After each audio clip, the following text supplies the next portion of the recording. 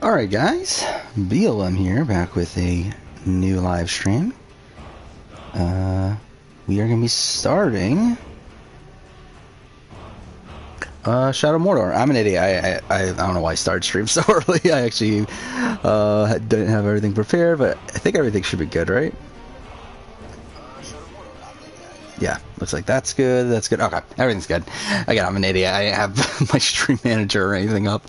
But yeah, we're starting this, I guess. Yeah, it's a game I haven't played in quite a bit, and it is a game I do want to refresh myself on before my Top Games of the Generation video, which is actually, I believe, the last game we're going to be playing on stream here specifically for that video. So yeah, I mean, let's do it. So I did look at this earlier, and yeah, we have to do empty game slot, story mode. Are we in? Nice, Orquill. Here pretty early. Yeah, start stream a little bit earlier here. I think I've lost my mind in the last couple days, because I spent the entire last couple days watching fucking Survivor. Was it Survivor? I just literally finished Survivor UK Panama. And I also watched Australian Survivor 2002 in the last couple days. So I feel like I have officially lost my mind at this point.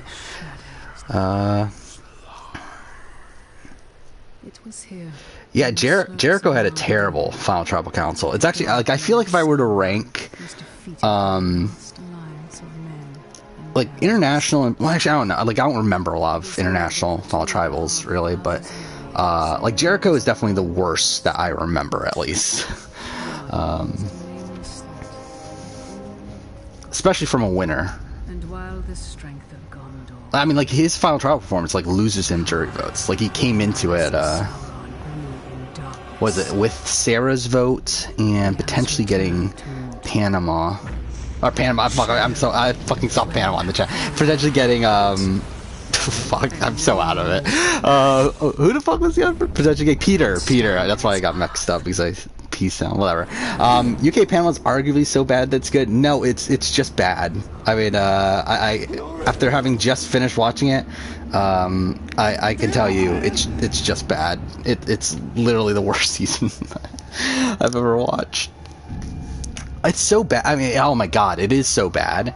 It's like the first few episodes are like, without, like, take out Tayfun, who's like the third boot, who's like the only fun character on the entire season. Take him out. It's a dreadful experience. And then the last few episodes are brutal too.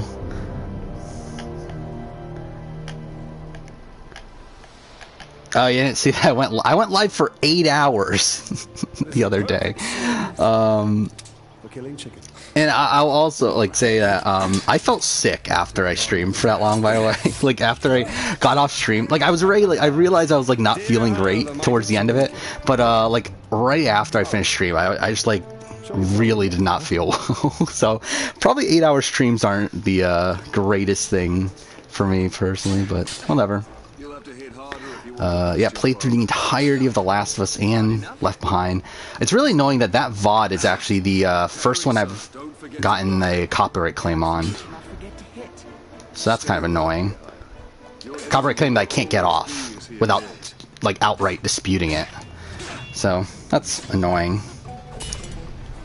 You love this game? I haven't played this game in a while. It's been, I think, 3 years since I played this.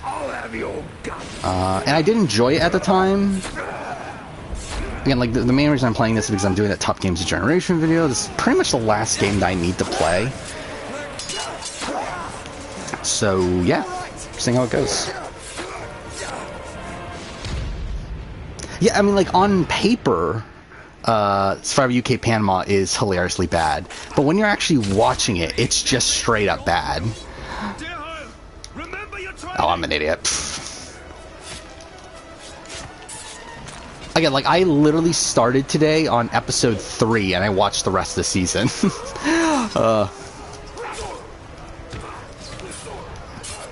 Like, even Australian Survivor 2002, it's really bad. Again, I watched that, like, I spent all of yesterday watching that. Like, Australian Survivor 2002 is also bad, but at least there's, like, interesting things going on here and there.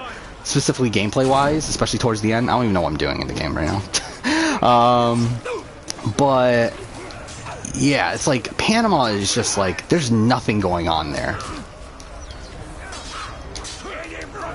It's like it's literally the worst case scenario for a Survivor season in almost every single aspect. Like the only thing that could make it worse is if there was like Edge of Extinction. Like that's literally like the only thing that would make that worse.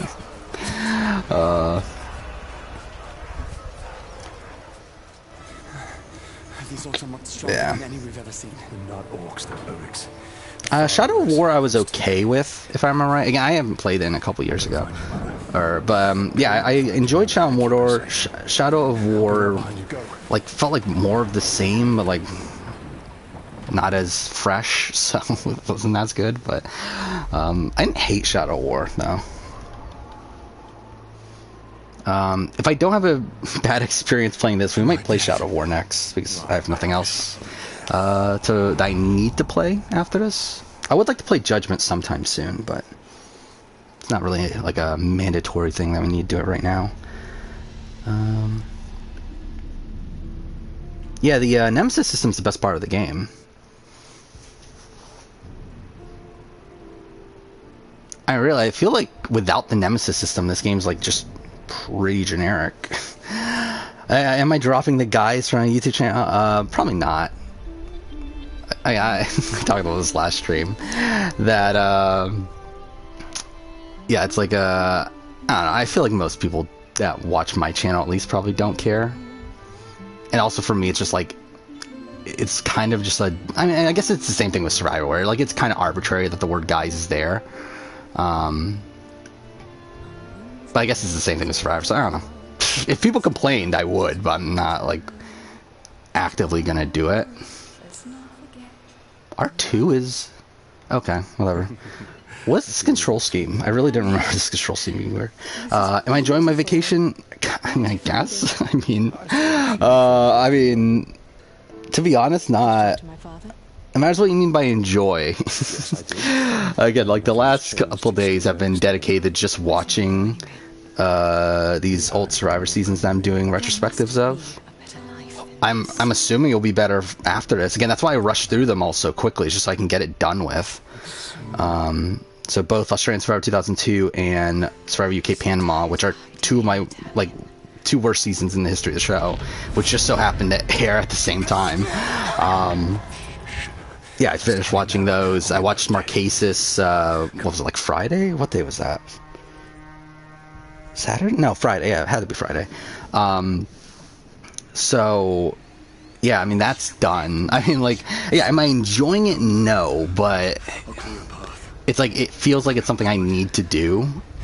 And to go along with, like, the content that I make, like, it's something I would have done eventually anyway. So it's like, I feel like I might as well get it out of the way now. Like, these videos aren't coming out until, like, February, March of next year, but, again, like, I just... get these out of the way. Like, yeah, I already took all the notes that I need. I haven't written the script itself, but I'll get around to it eventually. Put the sword down, Ranger. Yeah, Lost Judgment, I forgot, like, that's coming out soon, right? Or is that... No, wait, Lost Judgment, did that come out? I don't even remember. Like, I don't even remember when, like, a lot of games for this year coming out. To be honest, I haven't even been... Oh, it already came out? Yeah. Okay. But either way, yeah, I haven't been focusing on new game releases. I know a lot of stuff is coming out. Like, Kenna came out. Obviously, Life is Strange came out earlier this month. Yeah, now, Lost Judgment. Like, there's a lot of stuff that's come out that I actually want to play. But I did decide to, focus on this top games generation thing first, and then I'll move on to playing the games of 2021, which again I'm very close to being done at this point.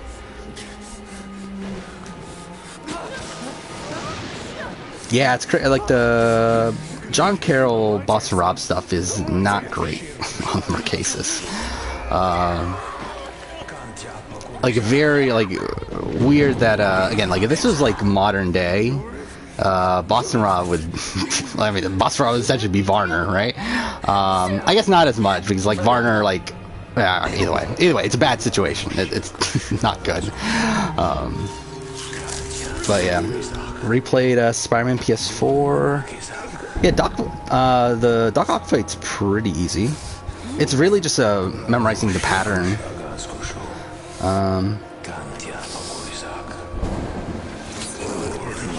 Yeah, I wouldn't mind playing Spider-Man PS4 on here at some point. I plan on playing Miles Morales. Probably on, what day is that? Sunday, probably.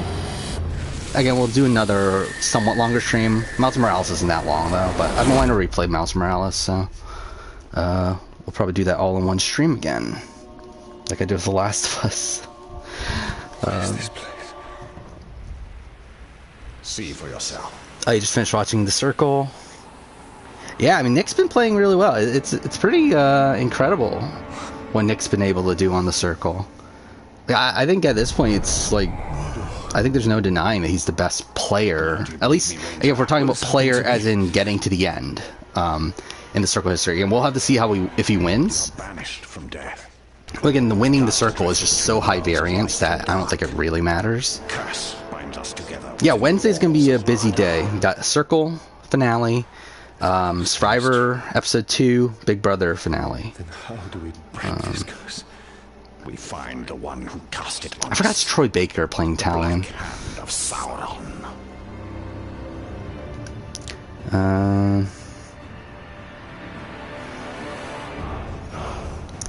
Tinker fight in Miles Morales. I don't even remember how that operated.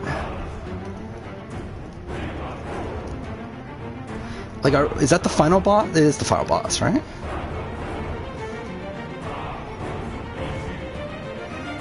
I remember it was like a big set piece and everything, but yeah, I don't actually remember how the fight itself works.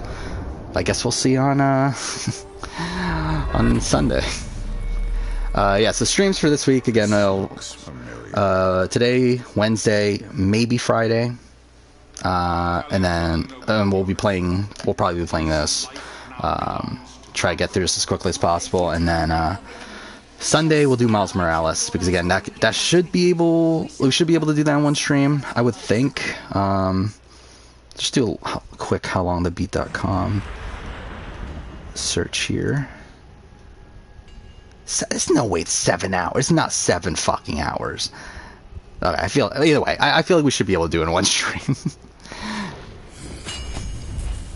Because I'm pretty sure my 100% completion only took like 10 or 12 or something. Yeah, I don't feel like it's... Either way, I'm thinking it'll be 5 to 6 hours. So hopefully we can do that in one stream. Yeah, I feel like, you usually come in pretty late into streams. Yeah, I started streaming a bit earlier today than I normally would. So, we missed one of you at Narcos, eh? An easy It's so mistake. weird how this game does feel kind of old. Like, it doesn't feel like current gen. It is technically, like, it came out 2014. So it came out, like, the very beginning of the current gen. But it does very much... What am I doing? Okay. It does very much feel like a PS3 game, which I guess, to be fair, it came out on PS3 and stuff, but... You will suffer for what you've done.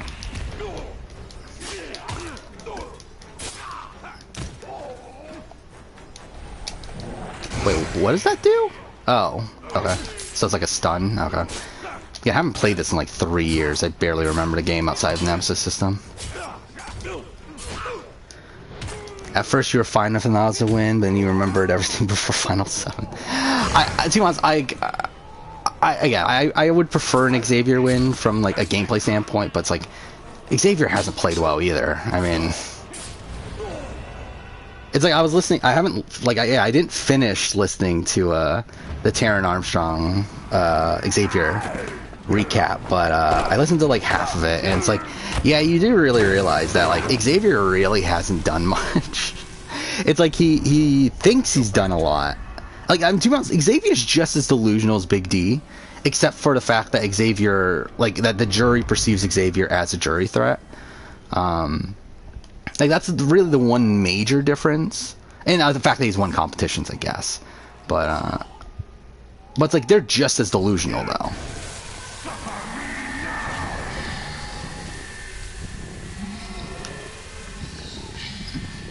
Wait, what am I doing? Oh, okay. I didn't see the X button prompt. If Asa wins, you might stop watching Big Brother.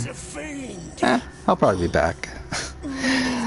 Yeah, Asa win would be weird. I couldn't. By the way, I couldn't watch the last episode of Big Brother, the episode that was on last night, and couldn't watch as in like I legitimately didn't want to watch it because like it was just the the first half of it or whatever was or I think probably more than half of it was the game recaps from each player's perspective, and it's like they're all delusional. Like they all don't know what happened in the game. Like Oz is the least delusional, but she still doesn't know exactly how the game played out. So it's like, it's weird.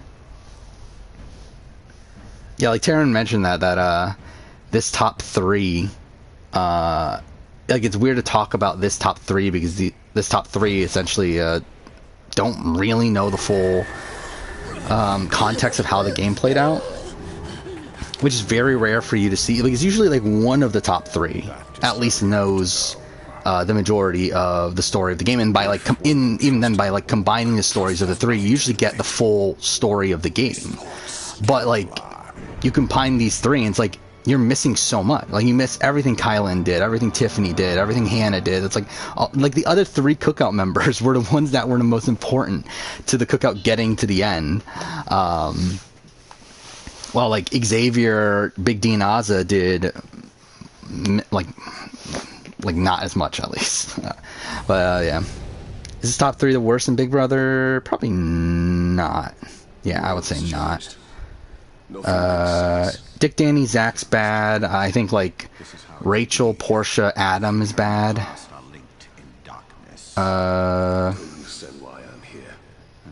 Yeah, I mean, there's probably some other mediocre ones. I was gonna say Jordan, Natalie, Kevin, but like Kevin's good, so. And even Natalie's not like the worst in the world. So, Ozzy or Casey, who's better? I think Casey. I think Casey. I mean, like Casey. I think the answer is Casey either way. But, yeah, I think Casey. I mean, at least Casey was trying to win. I think that's something. He's like, again, like Ozzy gave up like for a good chunk of like she gave up like final 5, final 6 rounds. She didn't think she was gonna win. Now she's like trying again because like she can win here, but like she was trying to hand the game to Derek F and Xavier. Yeah. Best top three. What is best top three? Casey, Tyler, JC is pretty good.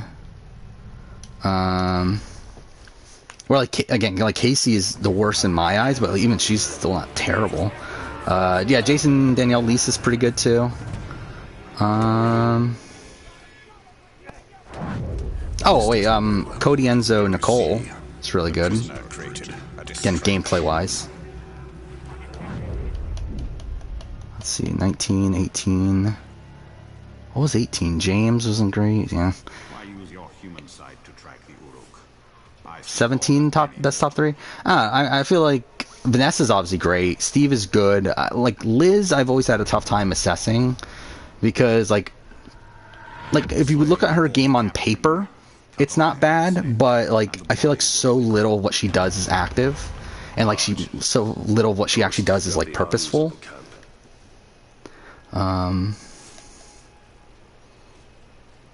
Okay, what am I doing here? I just realized, how am I gonna play this game on stream? Like, I feel like this game, okay, whatever. Oh, by the way, that's something else I did. Actually, the one thing I did that was not, how's this game work? I don't remember where are the controls? Okay, wait. Can you switch the controls? Who the fuck decided some of these? Can you not switch it? Okay, fine. Again, who decided that, like, I don't know, these are weird controls. So squares attack, triangle counter. Okay, I guess that's fine. R2 is stealth. Fine. Whatever. We already fucked this up anyway, but... I mean, Liz's game is repeatable. It's just that, is it a winning game? He's like, who is Liz winning a jury vote in the end game? I mean, she only wins against what? Probably Julia?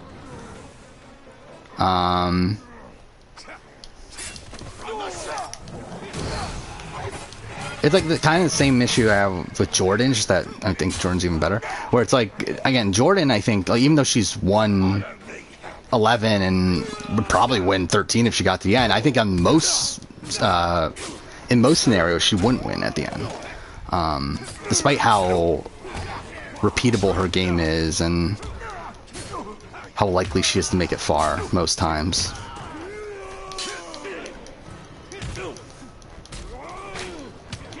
Alright.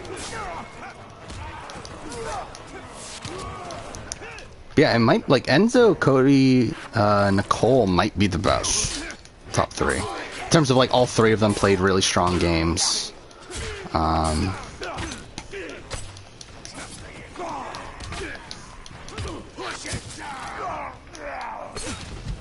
Okay, well that's bad. How do you roll again? Okay, is it X?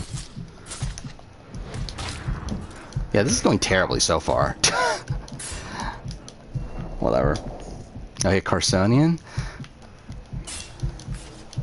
It just started streaming not too long ago, right? 20 minutes ago?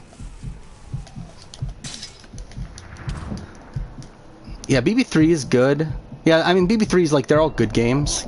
The thing is, like, I think the thing for me with, why I say 22 is the best is because, like, I feel like if any of those 3 won, all 3 of them would be, well, I mean, I think if Enzo or Cody won, they would be top tier.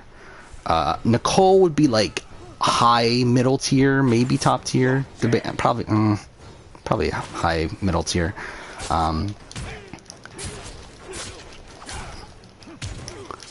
Wow, with the Danielle, Jason, Lisa, like obviously both Jason and Danielle are top tier.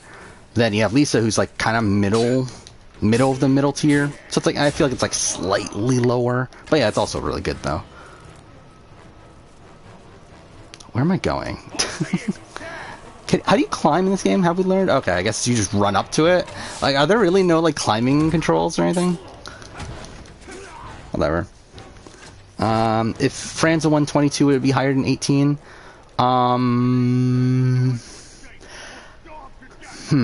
It matters how she wins, I think. I think there's probably an argument. Because, like, I think the thing is, like, if she beats Cody, I think that completely recontextualizes her game. Because I think, like, one of the worst things about her game in 22 is the fact that she's, like, actively taking Cody to the end, someone that she loses against. But if she does beat Cody, then I think it makes her game better there. Can you not do the, okay, whatever. That was terrible. Fine. Fuck up.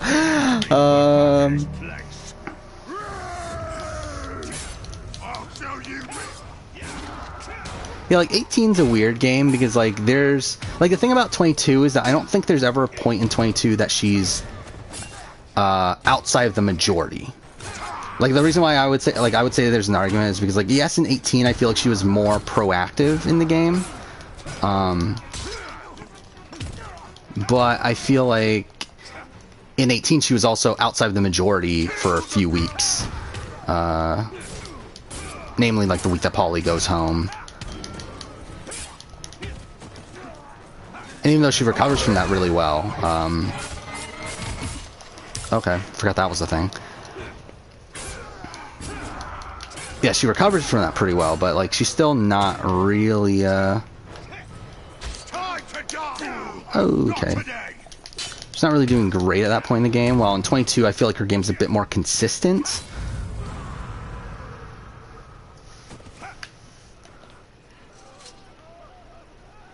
Okay. Oh, wait, is it R? Who the fuck could decide these controls? Who said, like, okay, R1 is what we need to pick up things? Whatever.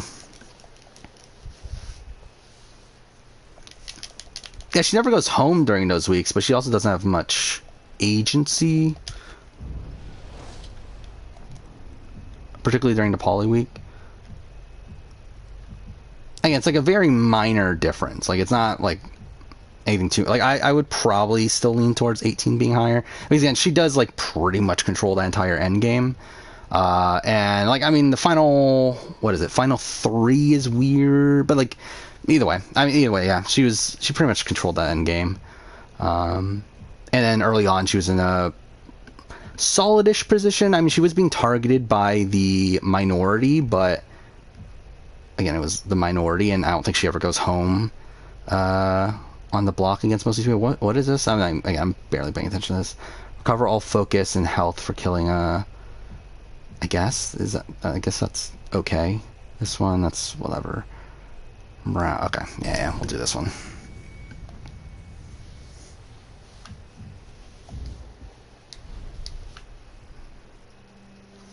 Okay.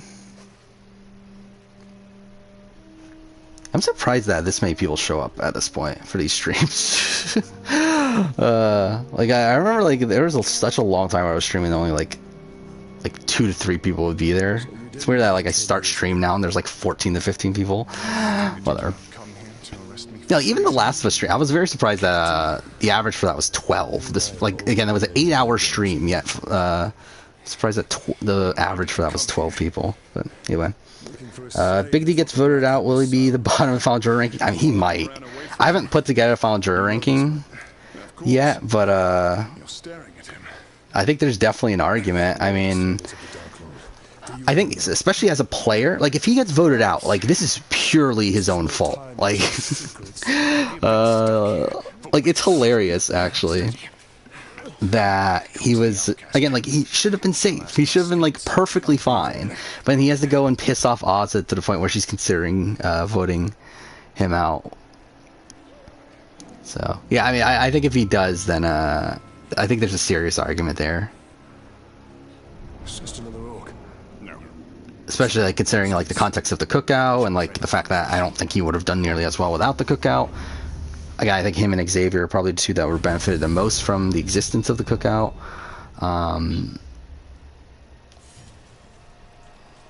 Yeah, I think it's I think there's probably an argument there. And if he's not at the bottom of the ranking itself, then I will say he's almost definitely the worst player. Because like the ranking will be based around the games that they played on the season. What is this? Okay. Sort of road it hides in the shadows, I wonder. Something of great power has left its mark on him. Yeah. I sense Yeah. it. Either way, I think Big D will be low either way. For both of us. Yeah. Final HOH will be live. It shouldn't be too difficult. If Nick wins the circle, is he the best winner? Yeah. I don't think it's really close either. If we're talking, again, we're analyzing the circle from a gameplay standpoint, which is tough to do. Yeah, I do feel like he's pretty easily the best.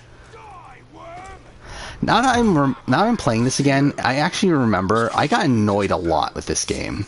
Now that I think about it, I remember that there's like a good amount of stealth sections in this game, aren't there? The creature is an apt climber. Slaves finally escaped. That was my camp. Their first. I mean, it could have been Shadow of War that I'm remembering, but I feel like actually, when I think about it, I think I did get annoyed with this. Knows more of me than I know of myself. We'll see. How could a rodent possibly know? Big D makes Final 2. Would he be a better runner-up than Gina Marie? Probably not. I don't know. Did I have Gina Marie at the bottom? I don't remember anymore. But he's around there. I mean, I've said this before. I think he's a worse player than Gina Marie. I think he is quite possibly the worst player that has made the Final 3. In terms of like how he would do on multiple appearances and all that sort of stuff.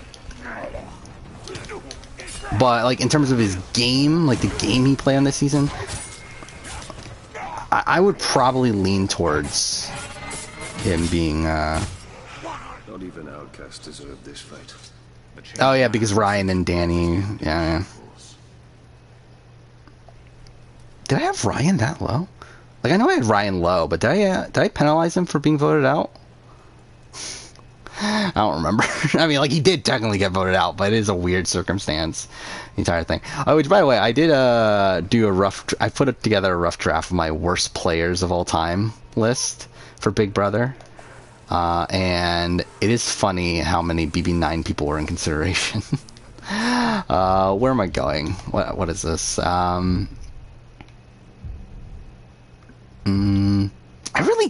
feel like I really don't remember like a lot of this game.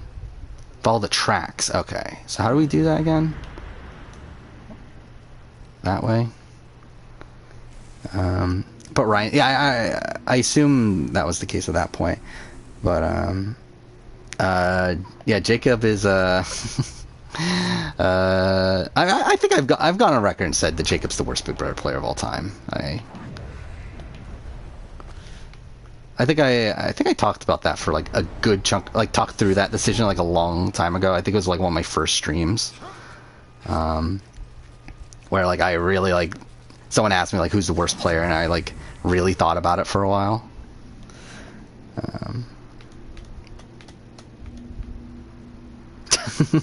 Yeah, again, like the Ryan situation's weird because like he is technically voted out, but he's voted out because of the dumb duos twist, which is like dumb that it exists to begin with.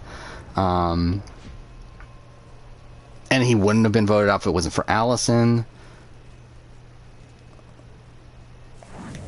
Where am I going? Again, I have no clue what I'm doing. There's the tracks, hopefully. I don't know. Yeah, Jacob from BB9. Jacob Hurd? Is that his last name? Stuff like that. I definitely would have. Actually, no, I wouldn't. What am I talking about? No, I would not have knocked Sharon. I forgot about that. I was thinking Sharon got voted out and then came back mid-game, but no, she got voted out because of the Jacob situation, right? So yeah, I would not have knocked Sharon for that. Though, to be fair, Sharon wouldn't be particularly high anyway. For reasons outside of that. Though, I mean, to be fair, Sharon's not a bad player, but again, I think the game she played on that season is mediocre. Where am I going? Yeah, I knew Crazy James came back. I mean, there's a lot, like BB9's just a crazy season, though. Where I was thinking that, like, she came back at another point, too, but no. Who are like more as a character, Adam Janinsky or Adam Klein? Adam Klein. Adam Klein, Winners at War, is a fantastic character. I feel like Audrey has to be on the list. Maybe. I will say that for me, Big Brother is very tough to assess a worst player of all time. Like with Survivor, it's so easy. Because I feel like with Survivor, it's almost always going to be people that are voted out the first tribal council, or the first tribal council they attend, because that's like the easiest metric to go by. But like Big Brother's tough because there's so much variance in when people go home because of who people nominate, and like it's weird because like Survivor's like kind of the opposite of Big Brother, where like Big Brother, there's like people that can play poorly but still skate on by because they're not nominated, because there's only like a specific time where you can be nominated, and if you're not nominated at that point, then you're safe for the rest of the week. So you can play poorly for like a good chunk of the week, but still end up being fine because of the way that nominations play out. So it's like just because you're booted the first week doesn't necessarily mean that you're or isn't like a major indicator that you're worse than like the second or third boot or anything like that. So I believe I'm gonna bring this up real quick if I can find it real quick. But like I don't think there's that many first boots in the top 10. I think it's only like 3 or 4. Did I just start? Oh, hey Bryce. Yeah, but I just started 34 minutes ago, and I feel like I've done nothing in the game because I have no clue what I'm doing. I think in retrospect, this may have not been the best game for me to be streaming. Considering I feel like there are a lot of points where you actually do have to pay attention. Alright, yeah, let's hear. Alright, there's my top 10 worst players. 1, 2, 3. Yeah, 3. First boots. It's a lot of like second and third boots though, What'd you watch yesterday on Big Brother? I'll be honest, I barely watched it too. They did game recaps, and then they had the HOH, part 1 of the HOH.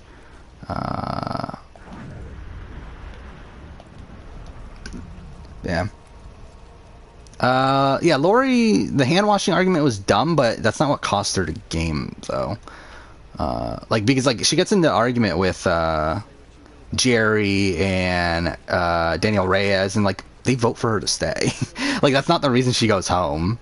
Like, Lori, like, I considered Lori for a little bit, but, like, Lori, like, she almost stayed. Like, it was a 5-4 vote, and she mostly, it's like, to be honest, like, again, and also, I'll also say, not many old school Big Brother players made my bottom 10, my, like, top 10 worst, because it's also, like, tough to say with some of these people, because, like, I don't have all the information, because I wasn't watching live feeds or really following them too closely at the time. So I feel like with a lot of, like, BB16, BB17, BB20, BB21, like some of these other seasons more recently, it's like, I don't know what I'm doing. I don't know why I just hit that random person. I feel like those seasons I know a lot better than, like, a BB3.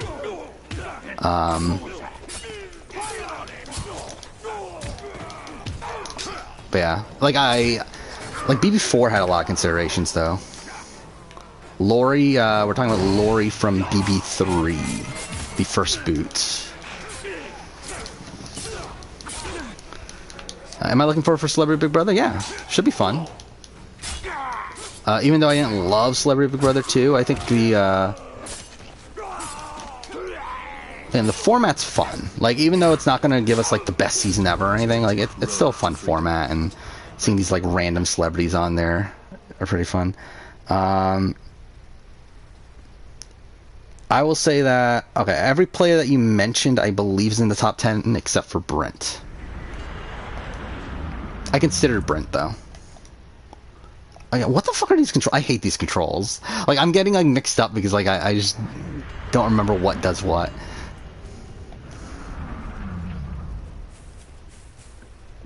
We don't know the cast for Celebrity Big Brother, and we probably won't for another, what, 4 months?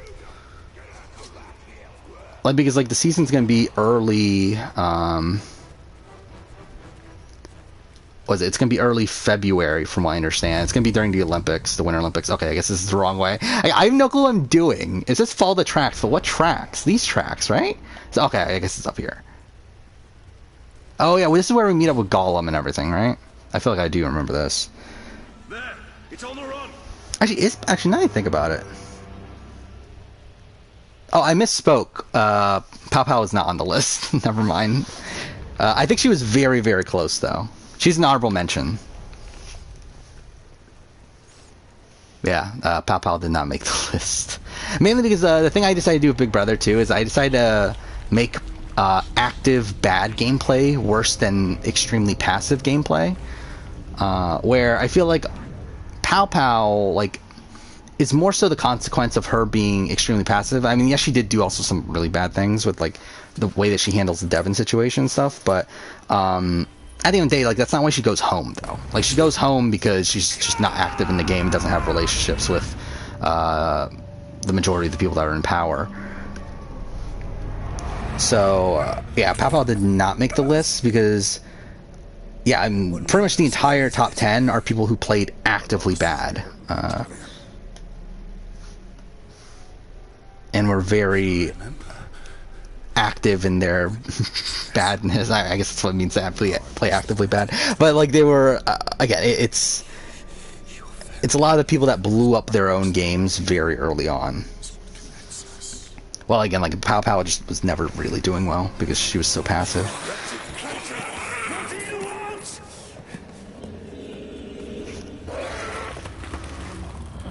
Yeah, like, I think there were, like, 5 BB9 people in consideration for this list.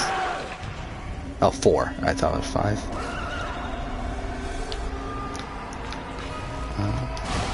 Quick, it is escaping. Okay. 2 people end up making the list. Actually, BB9 is the earliest season that has a person that made the list. As I said, like, I didn't end up putting a lot of... Oh, do I actually have to kill them? Okay. I didn't put a lot of old school players on. But yeah, BB9 has 2 people, and it's the earliest season to have people on the list, so. Those were the 4 that I considered, yes. I'm just gonna let myself die at this point. I'm not even paying attention. Yeah, I mean, like, yeah, that was one of the major things with Allison, was like, her lying for no reason, and then, it, like, completely ruining her relationship with, Josh, to where Josh targets her. Or, sorry, Joshua. Does he ever go by Josh? I don't remember, actually.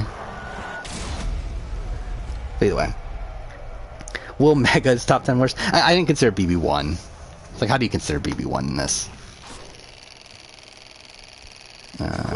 It is escaping. Frenchie, you're close. I think you're... Actually, I forgot about that. Actually, Frenchie, I forgot how high Frenchie was. He's not at the very, very top of the list, though. I don't even know when this video is. I love how I'm like talking about this video, but like I have no clue when the fuck I'm even gonna make this video. I just know I'm gonna do it at some point, so I just like put the list together.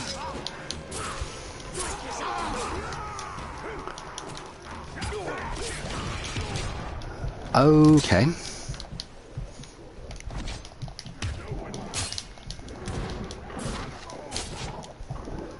I don't think Jose is in the top. I don't think Jose's even in the top 10. Because something. Okay. Another thing that I thought about were because like Jose's part of this group of people that are first boots. That, despite the fact that they were the first boot, they had like a solid alliance behind them that wanted to keep them in the game. Okay, this is just terrible. What the fuck?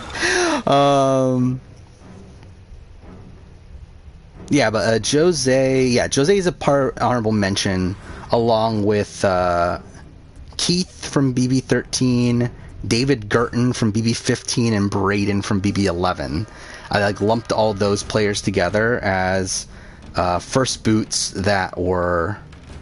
and they were obviously first boots, but they all had like alliances that wanted to keep them around. So I decided not to put them on the list. Though I think there's like a question mark. The number 10 on the list is someone that did have a grouping of people behind them. But I also feel like they just played so actively bad that I felt like it was still worth putting them there. But I think everyone... Actually, let's pause this real quick. Everyone else in the top 10 didn't have... Yes, everyone else in top 10 did not have, by the time they went home at least, did not have an alliance backing them.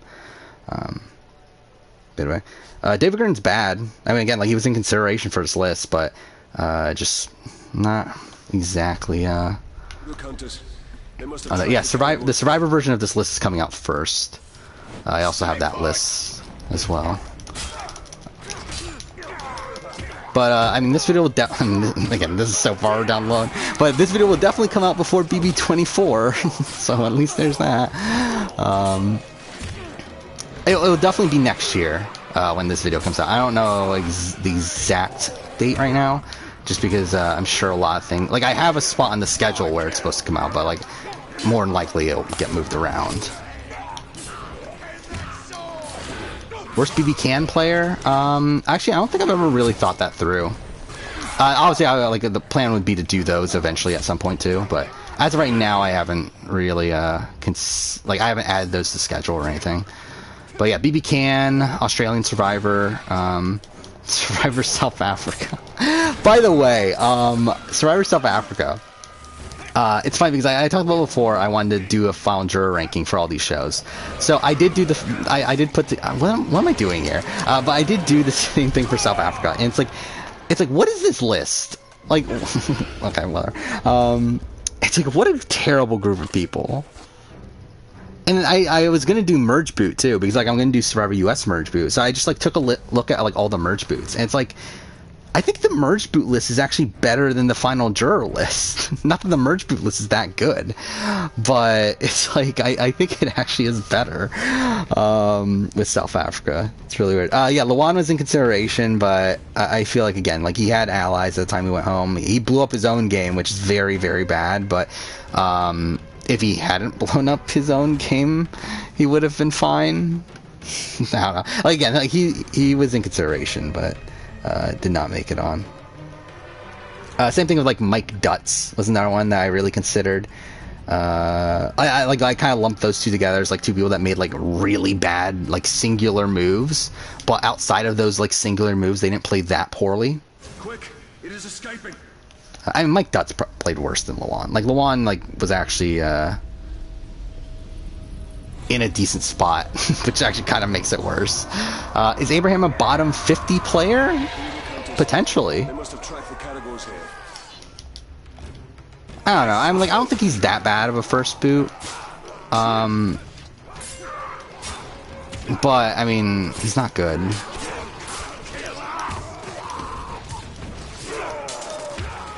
Yeah, and also, like, the Lawan situation is, like, the reason he does that move to begin with is because of the weird, like, because of production giving them that weird message to begin with. What is going on here? This is not going well at all. Like, I love how I, like, literally just started playing this. I'm, like, dying a billion times. Whatever. Yeah, I thought Abraham would be a lot more entertaining. He definitely, it's kind of underwhelming on that front. Mind you, and part of that is obviously, like, they just didn't give him the airtime. Like, I think everyone on Yase got more time than him, right?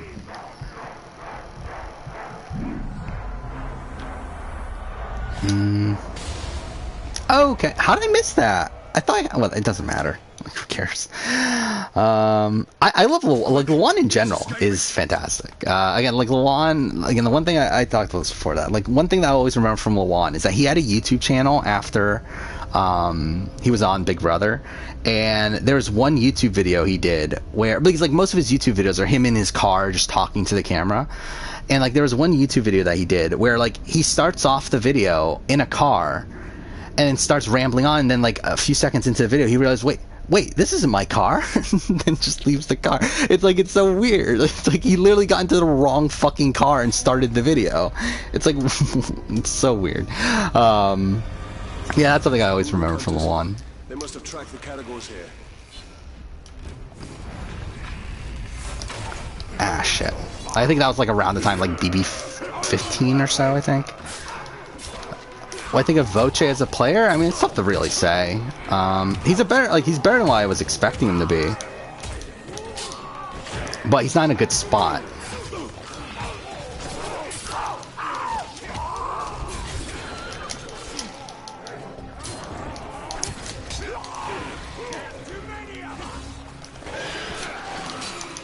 Yeah, that's also, like, the fishy thing about it is, yeah, like, so did this person, like, literally just leave their car unlocked and he just, like, walked into their car? Like, I don't get how that situation even happened. Like, it's just bizarre. Oh, fuck, I missed that quick time event. Yeah, I think Korong Peter, maybe. I think Voce seems more self-aware than Peter, though.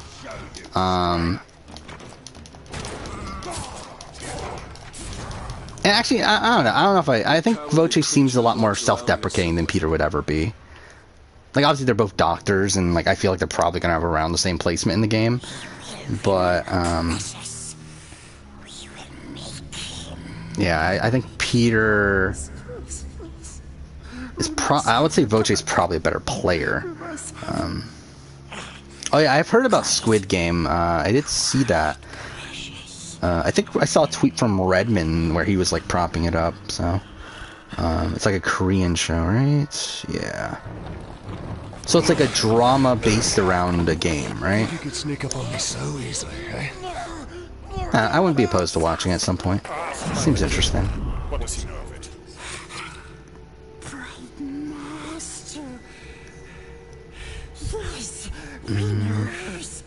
Yeah, I think, yeah, the fact that he didn't, like, really fight for what was it, Sweat or whatever the other one was.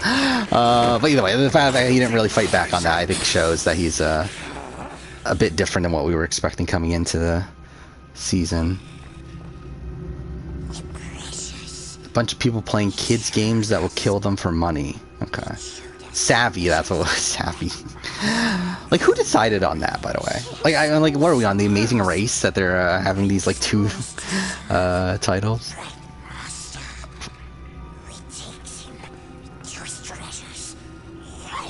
That's a good story.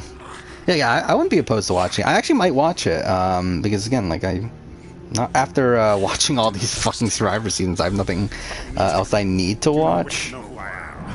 So maybe I'll watch it in the background while working on stuff. We'll see.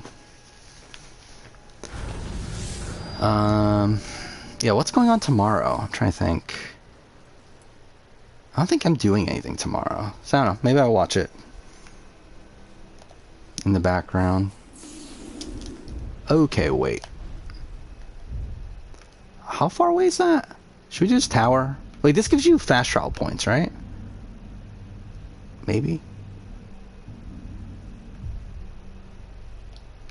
It's so weird how this game definitely feels older than it should. Hey, Ja? Who's the first boot in the 30s? Or who's the worst first boot?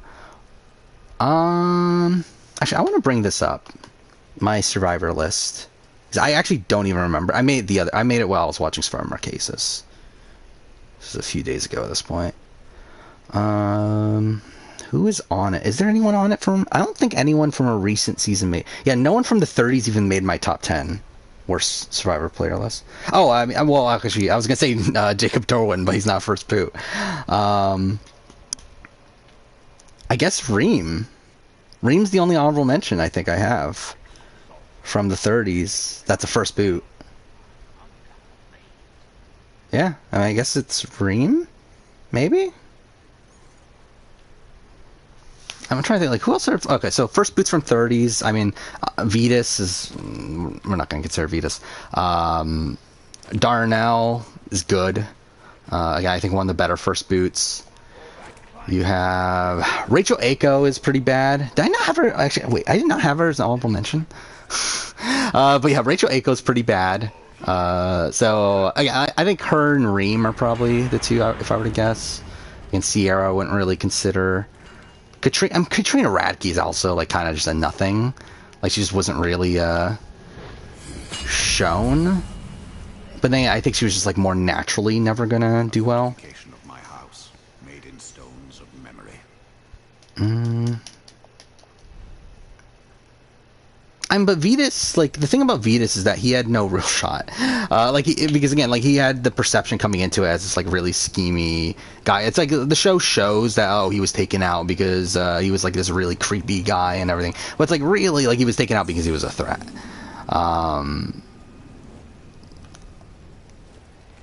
It's like he was taken out from game reasons more so than anything. Yeah, I'm kind of realizing that I feel like this is a bad game for me to be streaming, if I'm being honest. Because I feel like this game needs a lot more of my attention than I would typically have. I'm trying to... Like, what did I stream before? Ghost of Tsushima? I don't know. Maybe... I guess they're around the same sort of game, though. Yeah, Reem's a great character. It's just that I think she is... Yeah, actually, that's the video that... while making these worst player of all time lists, I kind of realized that I want to make another sequel video to those at some point. Where it's... Yeah, that's what I'm saying. It's like, I feel like there's so many like little things in this game that are not going to be great for me when playing it on stream. I don't know, we'll obviously continue playing it for the rest of this stream, but I think we might drop it as a stream game. I might play it on my own. And then I don't know what we'll play next. we might do Last of Us Part 2? I don't know. I've been wanting to replay Last of Us Part 2. And we just played Last of Us, so it's like, why not, I guess? Or I could do Judgment, I don't know. Yeah, that's the thing. Oh yeah, oh my god, I never even fucking got into the thing. I started talking about it, but I never went into it. Yeah, the one thing that I did in the last day that was not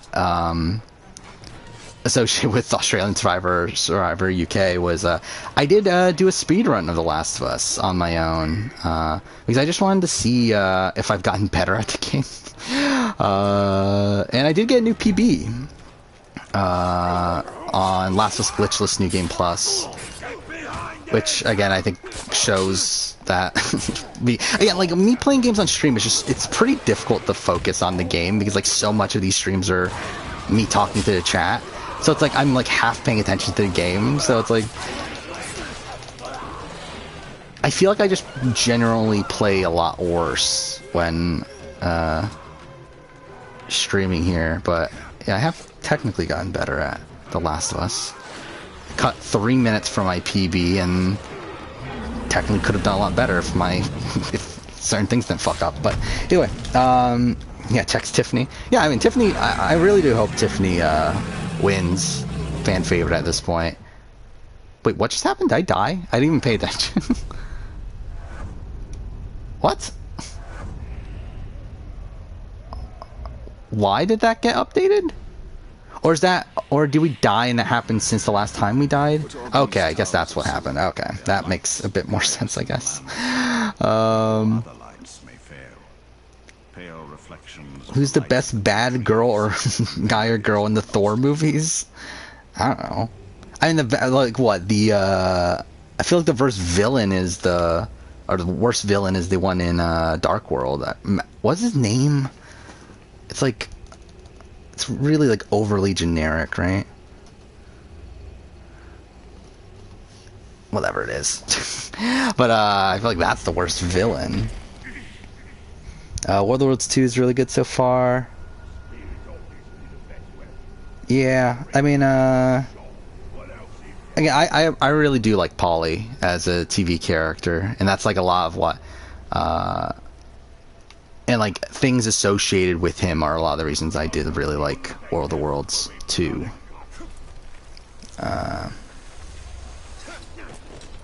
You do like Bananas? Oh, yeah, I did hear that Bananas got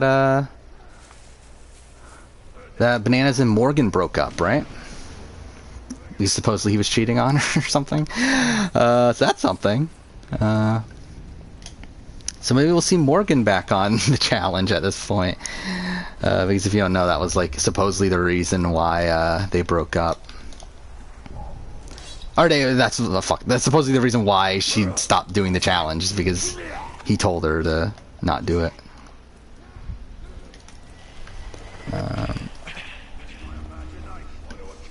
Cowboys did well tonight. Like, obviously, I would know that. Malakath? Is it really Malakith? Malakith, right? I think that's how you pronounce it. I feel like that makes more sense. Malakith. Yeah, Malakithic. Or whatever. Either way, yeah. See? Overly generic. Again, like at this point, I feel like I'm out of it on the game. Like, I feel like I'm kind of at the spot where I think I realize it's not the greatest game to be streaming. Yeah, you really want to see the Cookout men's reactions if Tiffany wins? Yeah, I mean that would be fun. Again, like Xavier, like essentially, like Xavier thinks his game is what Tiffany did play this time around, so it's like, yeah, it'll be interesting to see. He's like, again, Xavier thinks that he's like the entire reason the Cookouts did well. Eagles fan. Okay, again, not a football fan, so whatever. Do we really need Morgan back on?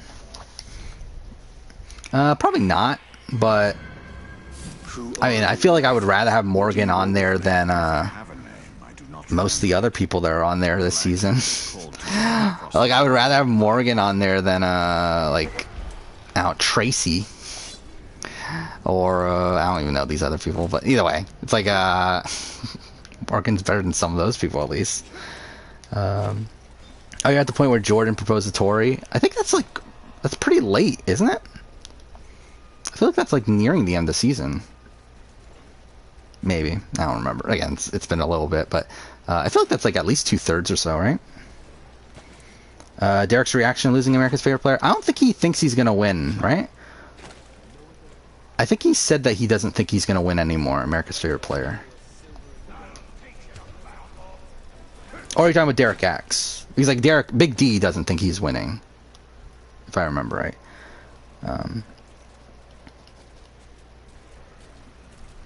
I from what I've seen, again, like it's not like I go around BB Twitter and look at everything to see what everyone's rooting for, but I've seen a lot of people rooting for Tiffany. I've actually, like, I don't think I've seen any Derek X stands personally, so yeah. Apparently, Kylan was on Price is Right. That's bizarre. I mean, there's like random like Survivor Big Brother people that were on Price is Right in the past, right? Like I know like well, I think this was after Survivor, right? That Rita from Fiji was on Price is Right, and like didn't she hit Drew Carey? Whatever. I mean, Xavier's jury performance is going to be painful for us, I feel like, but it's not going to be for the most of the jury, at least, because I think most of the jury believes that Xavier did, because like obviously we know he didn't have much agency in the game, but most of the jury does think that he has a lot of agency in the game. So again, like I think they'll eat it up, but don't think the general public obviously will, or at least the superfan community will. What I really wonder, what does the casual audience think? They must think that like Xavier's running the game, right? Especially with the again, like the point where I stopped watching the episode yesterday. Like I went through the entire, watched the Xavier recap, and again, it's him like giving himself credit for like every little thing, and then it went to Azza, and like they're like starting to like they talked about Azza at the final 5 as if it was like a getting rid of Hannah, as if it was a good move. And I'm like, yeah, I'm out. Like I don't feel like this is worth watching at this point. It is funny though. Like, why'd they even make that an episode? Like, why are they like dragging out this season so much? Like they had 2 recap episodes. Like, what was the point of that? Oh yeah, the Joss and Kaylee purge is pretty funny. Yeah, like the reaction from Joss, and like the fact that like they were like outside of Rogan, like they were the last like true UK people left. Like I think that makes it even funnier, just to see how like the UK team just like completely destroyed itself. And to be fair, I mean, like both teams completely destroyed themselves over the course of the season, which is what makes that season so fun to me. Yeah, there were I know there's the Big Brother, Survivor, and Amazing Race Price is Right specials. Those were a while ago at this point, right? Because that was before Game Changers, if I remember right. I think it was like immediately after Second Chance, right? Like I remember, because obviously that's where the fan favorite Sierra Dawn Thomas comes from, because they introduced her as fan favorite. Yeah, that was fun. I remember when that was going on. That was pretty fun to see like all these random people that would come out of nowhere. Because like obviously they had like the big names actually participate, but there were a lot of like random people from Big Brother and Survivor history in the box or whatever where they put all the contestants. Yeah, I didn't even get to Big D's. I couldn't take it by that point. I didn't get to Big D's game recap.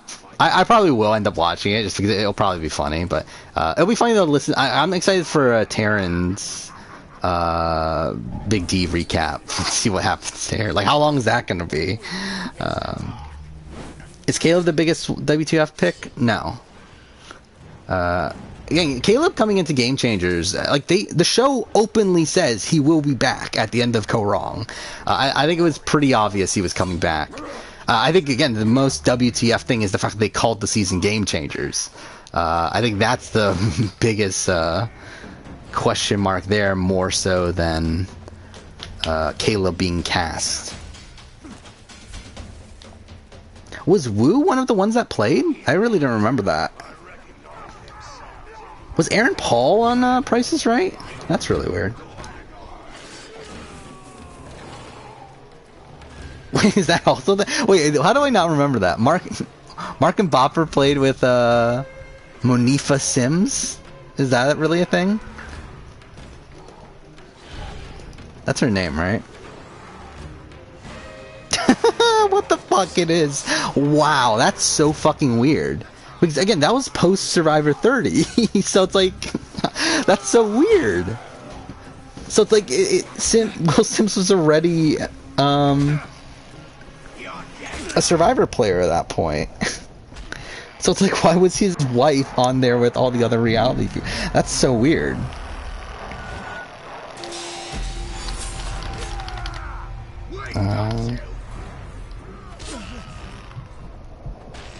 Wu was on the internet series Escape the Night, was he?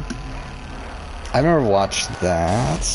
That's like with, is that the one with Joey from Amazing Race? It is. Okay.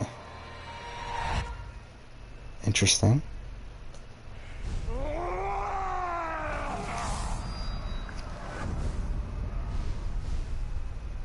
Yeah, there was a controversy with Survivor Oz with Will Sims, right? Actually, I want to look this up. I don't remember who was there at this point. If the Price is Right.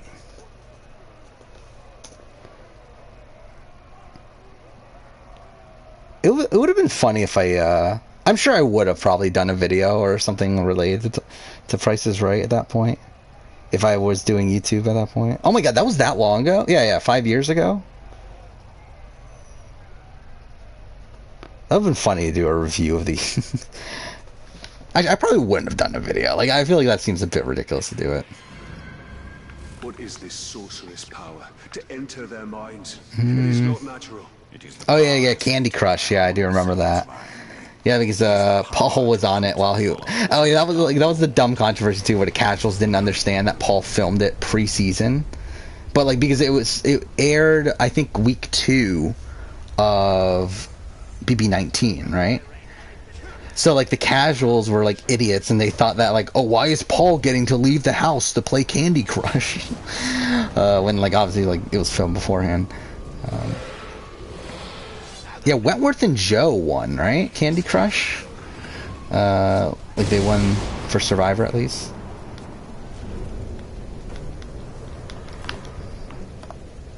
Yeah, Tyler and TKO.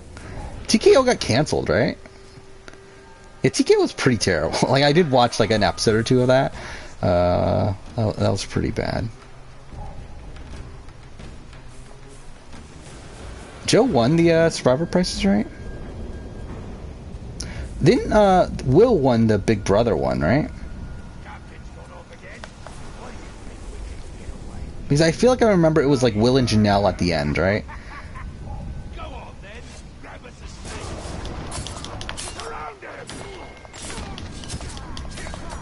Okay. Do I listen to music while playing games? I usually listen to podcasts while playing games. Like, to be honest, at this point, that's like most of the time I spend listening to podcasts at this point is when I'm either playing a game or like when I'm eating or something like that. Yeah, I usually listen to podcasts. Like, I mean, no matter what game. Like, obviously, if it's something that's, like, super story-centric, then I won't. But, like when I was playing Celeste, like, last week or whatever, like, pretty much just listening to podcasts the entire time. It was Joe and Suri. That's kind of weird. Suri was there. I feel like I didn't remember Suri being there.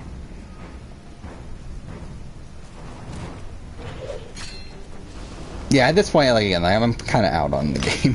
I'm actually trying to actually do anything here. But oh, you watched 2021 Mortal Kombat? Yeah, I watched that when it was on HBO Max. That was eh. It wasn't like it's not like the worst movie ever or anything, but yeah, it wasn't good. Like I think like people were like there were people out there saying it's the best video game movie and stuff, and it's like I don't think that's the case. And then again, it's like how many other good ones are there? I think Adam Sandler would do on Survivor. Probably not great, if I were to guess. I don't know how Adam Sandler is as a like. Is he like a super mellow guy outside of? I don't know. I would guess he's not. I feel like he would get. I feel like people would get annoyed by him, but who knows?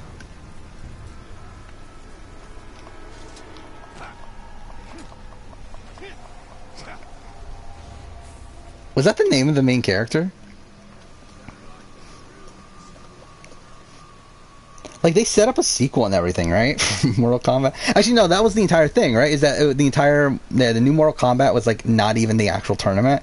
And it was, like, just all the setup for the tournament. And then, like, the second one's going to be the tournament or something like that. There's something weird like that. Yeah. I think Jack Black would do on Survivor. I feel like Jack Black would do worse than Adam Sandler. I don't know. I mean, like Jack Black. I feel like Jack Black is at least in worse shape, right? I mean, maybe Jack Black's more likable. I don't know. I feel like Jack Black can also get annoying, though. But then again, Jack Black is friends with Mike White, so he can get those tips from Mike White.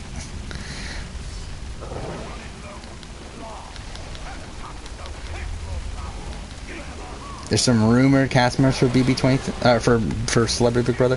I would not believe any of those at this point. It's way too early.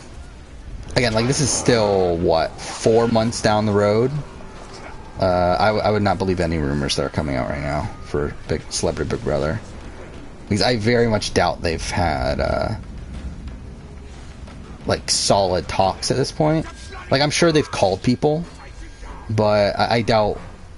Like barely anybody is locked in to be doing it at this point.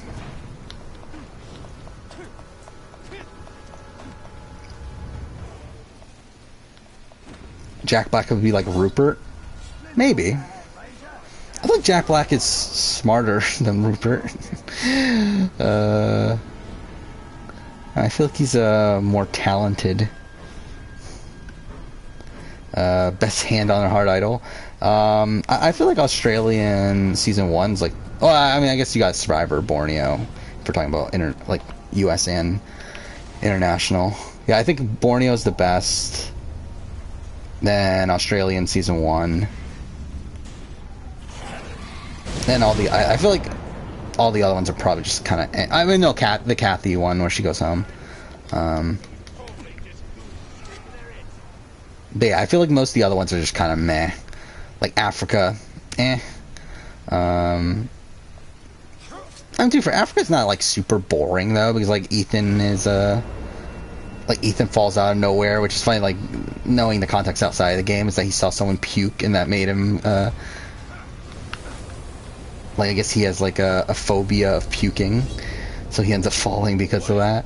But it's not shown in the show that way. And then you have Lex being sick and everything, so. But yeah, I mean, like most of the other hands on hard idols aren't pretty. Like I think Australia outside of the first one isn't that great, and then like Chappie's falling. It's like whatever. Obviously, shocking moment, but I think the actual challenge itself is just kind of portrayed really weirdly. Adam Sandler's good basketball? Is that a thing? And not that really matters, but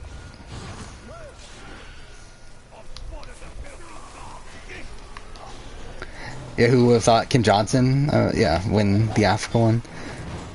Yeah, kind of surprising. It's weird too because like both her immunity, like she wins the final 2 immunities on that season, but like both her wins are very fluky. Like, and she wins the final 4 one because of the well, I mean, again, she probably would have won anyway, but like it would have gone to a tiebreaker if the questions were written correctly. And then the final 3, she wins with Ethan falling off due to, again, his phobia of vomiting, and then Lex being sick. So it's very fluky, both of her immunity wins. But yeah, my respect for Kim Johnson as a player, though, definitely went up after my latest rewatch. Like, she's a lot more active in the game than I remembered. It's just that, like, every single time she tries to do something, Ethan turns her down. Because, like, the way she plays the game is that she's essentially, like, trying to maneuver through the game with Ethan. And that is obviously her greatest fault, is that she does do that. And Ethan's someone that's always going to beat her at the end. And it's someone that isn't even loyal to her, someone that's more loyal to Lex and Tom.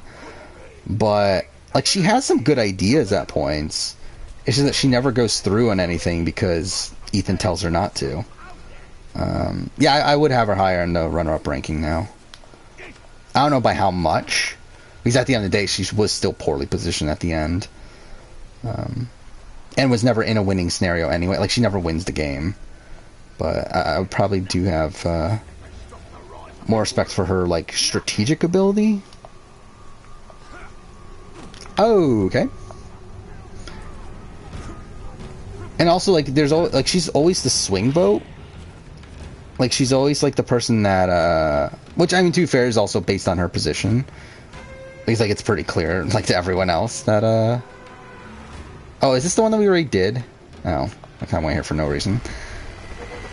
But, like, she's, like, the one that, like, T-Bird tries to flip over. And she, like, greatly considers that until Ethan tells her not to.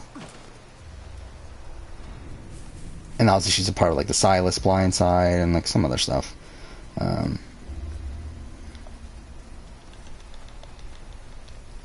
Again, not saying that she's, like, a great player in the grand scheme of things. Like, I don't even think she's... I think she's still, like, on my Africa player ranking. Like, she's still, like, 5 or 6, despite being the runner-up. But, yeah, it's like she's not, like... I like, my memory of her was that she did pretty much nothing. And then had to win the final 2 immunities, which I don't think is necessarily the case.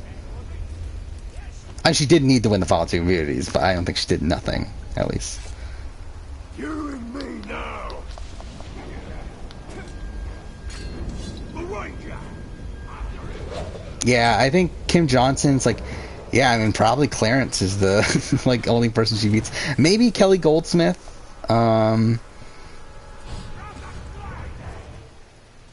Maybe because against Kelly Goldsmith, I mean, she has Ethan, Tom, and Lex, so she only needs one more. I don't know if she gets that one more, considering I believe the other 4 jury members would all be, it would be Frank, T-Bird, Brandon, and Kim Powers, who would all vote Kelly, so. Yeah, she probably doesn't win even there, but she does have, like, again, most people, she has 3 locked. Like, if she's up against anyone but the big 3, she gets those 3 votes. Like, or actually, no. She does, actually, now I think about it, she does not get Big Tom, but she does get Lex and Ethan. Yeah, I forgot about that. She did, Big Tom did hate her. I forgot about that. But either way, she does get Lex and Ethan, in most scenarios.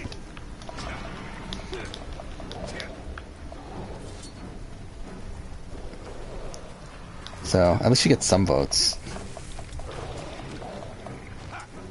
I'm trying, like, who else, like, it's weird because, like, obviously up against Ethan, she does, okay, cool. I mean, does she do better against Lex? I think she does, right? Well, no, because then, okay, because against Lex, she does get Kelly Goldsmith.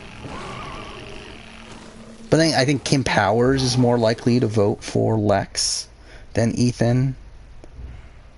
Brandon is for sure voting Lex, so yeah, I guess not.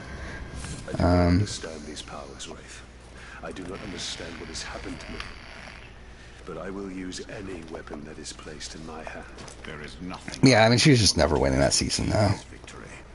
Only in ruthlessness can be. Like, I just think natural perception was not really on her side, and also the way the jury laid out.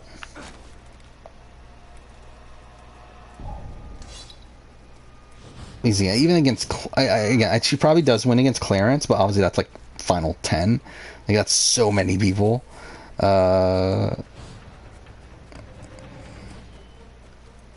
She would have to like drag him through, so yeah. Her against Frank? Yeah, I mean, that would be interesting, actually. Yeah, because Brandon wouldn't vote for Frank. Yeah, so you would have... Yeah, actually, yeah, she... I don't know. She would have Lex, Brandon, Ethan. Frank would have T-Bird. Would Kim Powers go Frank? I think she does, actually. Now that I think about it, I think she probably does win against Frank. But even then, it's like, it's still wonky.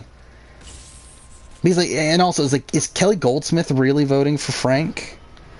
Like, this guy who they all talk about as being like very clearly misogynistic, and this guy who like supposedly openly said that he was never voting for a woman to win. It's like, are they really voting for that guy? Yeah, I don't think Frank. I think Kelly, or not Kelly, Kim Johnson beats Frank, probably. I think Frank gets Tom's vote and gets T-Bird's vote. I think she gets everyone else, if I were to guess. Again, supposedly Tom and Frank were very close. And also, supposedly Tom does a similar thing where he was not going to vote for a woman over a guy. Why is Australian Survivor overdue the winner edit? Because it's Australia.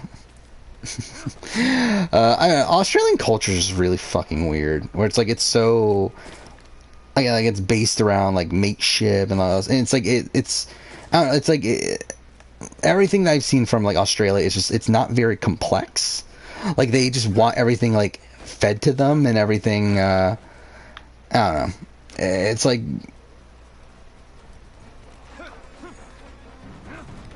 it's like they really like these like basic storylines. I don't even know what I'm doing right now. Whatever. They handpick tribes are randomizing? They 100% handpick tribes.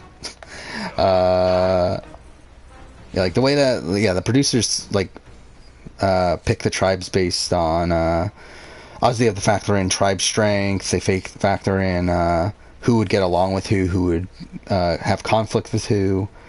There's a lot of things that go into picking the tribes. Do I think Rob Sister Nina? No, Rob Sister Nina is not doing Celebrity Big Brother. I mean, if he were to, like, I mean, I think Celebrity Big Brother is, like, the most likely thing for him to do, but, like, do they want him for Celebrity Big Brother? I don't even think they want him. They didn't even want him for regular Big Brother. Like, he was literally, like, he was in the casting process for BB3, and Alison Grodner told them no. Like, she didn't want him. So it's like, are they really going to bring him back for Celebrity Big Brother to where he gets, like, a big paycheck to even appear? It's like, I feel like that's never happening. I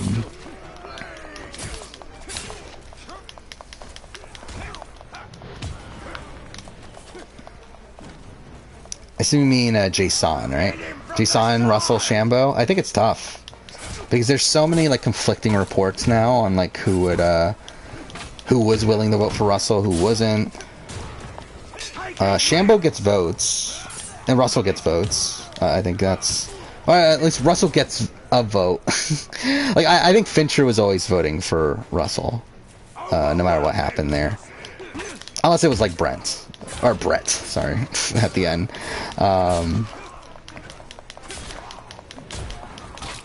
But like I think Shambo gets like Laura Moret and like Kelly Starball, whatever her name is. Probably Monica too, considering Monica promised Russell she wouldn't vote for him.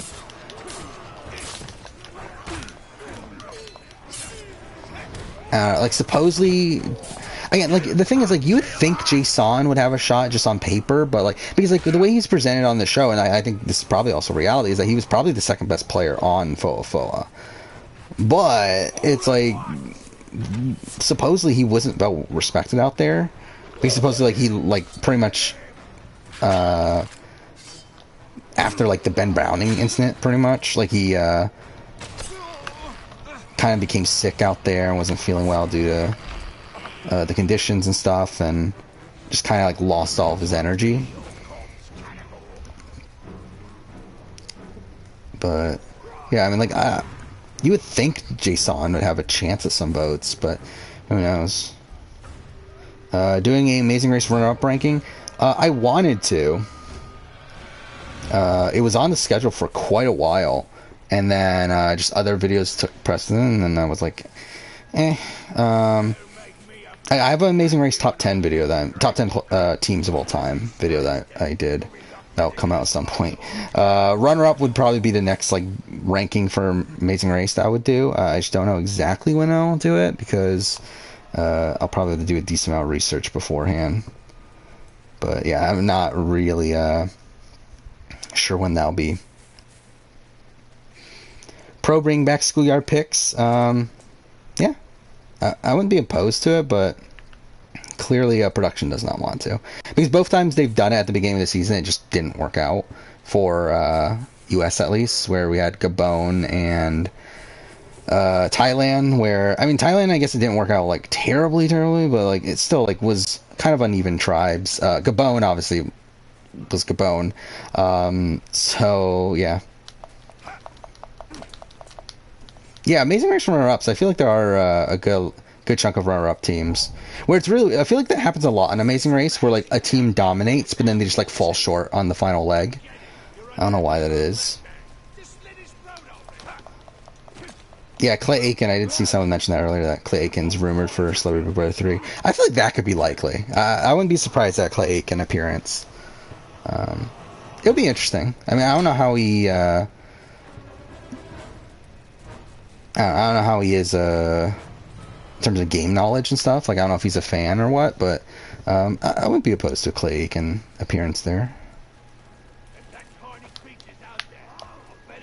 I mean, Jason won 2 immunities, but he won, like, again, like it's like a Kim Power situation, or Kim Johnson situation, where it's like it's 2 wonky immunities. He won bowling, and he won one where he had the advantage from the auction, where it pretty much hands you immunity, where you can... it's the one where you hold it's like this massive log, and you have to hold onto the rope to hold it up, and he was able to like go back a few knots. I think it was like 2 knots or something, and that pretty much hands him immunity because it makes it so much easier. Yeah, like, so like he won 2 immunities, but he won like the two very wonky immunity challenges. Oh yeah, I forgot about Palau. Yeah, Palau's another one. Yeah, also very uneven tribes. But I mean, actually, it isn't really though, is it? It's like, it's weird because like coming into the swap, like Karor is looked at as the weak tribe, but then it's just Oolong is just so dysfunctional that they vote out the strong member. Like they vote out one of the strongest members first, and they're just kind of all over the place afterwards. Where like they can win rewards, but like they're a very physical tribe. They're good at physical challenges, but they're not very good mentally.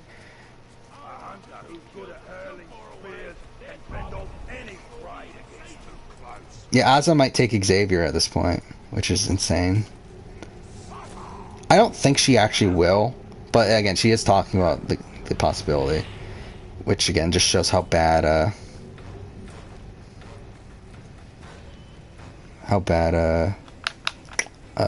Big D is. Am I at the same fucking thing? I'm at the same tower again. How'd I go to the same tower like 3 times? Like, I'm just like running around at this point. Like, at this point, I don't care about the game. But like, I love how like I'm accidentally going around in circles. Like, how have I not gotten to a new area at this point? You know what? Let's just go and let's do the Forge Towers. Why not? What else am I doing this? Yeah, Clay Aiken was runner-up on The Apprentice to Arsenio Hall, right? I think that was the season. That was the season with that was the season with Aubrey O'Day, right? So yeah, I mean,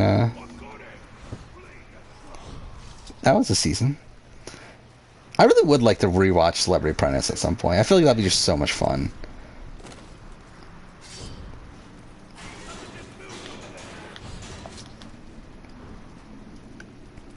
Will and James are pretty high on winner rankings for Amazing Race. I mean, I don't think they're. I think I did. Or maybe I'm thinking of the rate, like the team ranking I did.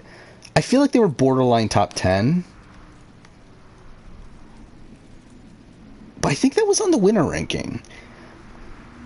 Yeah, I think that was the winner ranking. I had them at like 10 or so. I don't remember. Either way, like they're pretty high. I would say they're probably top tier. But they do, like, they're not like super consistent. I mean, they're like relatively consistent, but like they have like some rocky legs early on, even though they're never really in danger.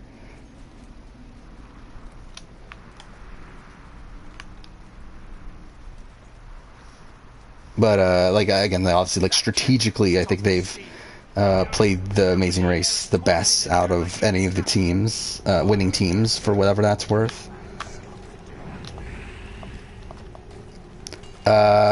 Yeah, Terran dubbed Derek F is worse than Victoria. Yes, I do agree with that. I talked about this in the previous stream.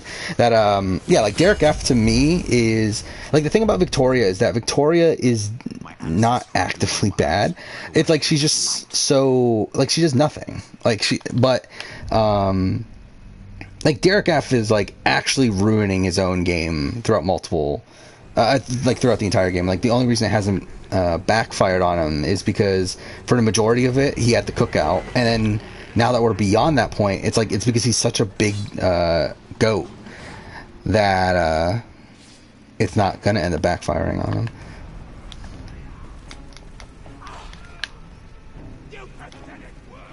I have no clue who Kim Chi from RuPaul's Drag Race is. Yeah, I've never watched RuPaul's Drag Race.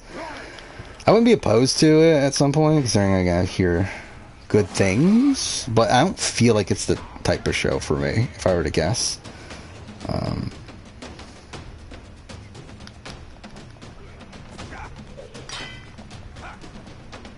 Yeah, when the tribe with Willard and Karen keeps on winning, you know, it's a problem. That is bizarre. That, yeah. I mean, that tribe has, like, some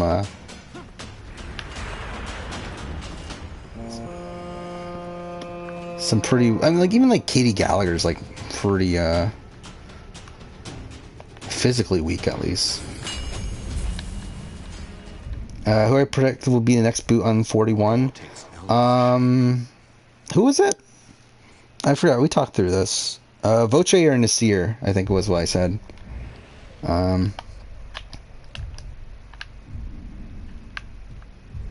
See, like, doing this, like, going from tower to tower, that's something I could do on stream. Like, actually playing the game itself, not really something that I can actually do. Yeah, I think, I don't know. I said, yeah, I mean, I think Voce or Nasir, either way. I don't think, I mean, like, if we're saying someone from UA goes home, I would guess Brad. Like, if we're just gonna say one person from each tribe, but, I don't know, I don't feel like, I mean, to be honest, I have no real basis around that, though. I was gonna say, like, I don't feel like UA's going travel, but really, like, it's like, there really isn't, like, anything beyond, like, I have no reason to really think that. I just don't want it to happen, I think. Unless it is a Brad boot, but, like, again, there's the worry that's a Ricard boot. Because I think it's one of the two. I don't think, I don't know, like, how, would they be able to flip it on JD? Probably not, right? Because that would require both Brad and Jeannie doing it, because it feels like JD and Chantel are pretty close. Yeah, I mean, yeah, I think if I were to, like, put number one guess from each tribe, I think Voce, Nasir, Brad. But again, Uwa has a chance of a Ricard boot. The other one, Yase has a chance of a Tiffany boot. And then I think Blue Tribe has a chance of a Erica boot, based on the edit. These Eldar towers ascend from beyond the past. Tasha from Big Brother, again, that's not happening, right? There's no way they're going to bring Tasha from Big Brother Nigeria on the Celebrity Big Brother. Like, Big Brother US doesn't even acknowledge Big Brother Canada. There's no way they're gonna fucking acknowledge Big Brother Nigeria. Unless they're saying that, oh, we're bringing her from the challenge, which is even more ridiculous, because why wouldn't you just bring, like, Bananas or someone like that over fucking Tasha? So, yeah.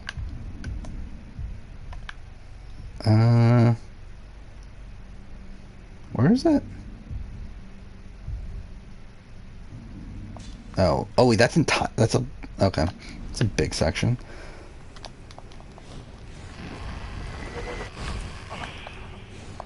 Okay.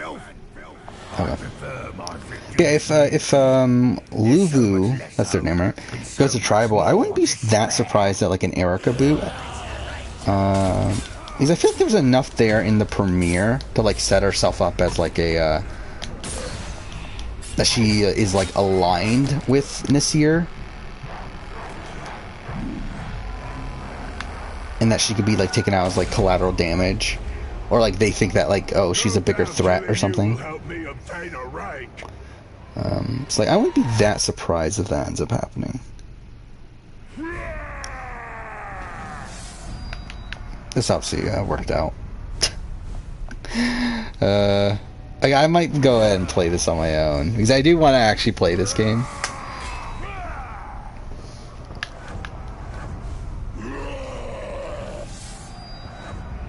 Yeah, I don't know what we're going to stream next. Yeah, maybe I will just do something I'm more familiar with that I can just like blow through. Especially because like we're going to play Survivor. It's going to be immediately after Survivor and Big Brother. So I feel like I don't really want anything that I'm like... because that'll be when the next stream is. So I don't really want to be playing anything that's like super intensive. In their lust for power, in their rage and desire for glory. All these I don't know if Last of Us Part 2 is like a good game to be playing at that point, though. I don't know. I don't know what to play. do not become his servants.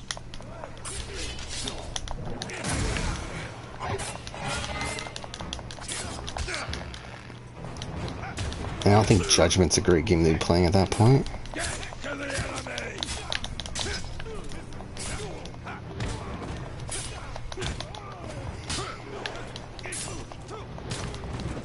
Actually, you know what? At this point, at this point where I'm not doing anything in this, like, I might as well just reload my actual, like, finish save and, like, see if I can do side content there. Yeah, let's just do that.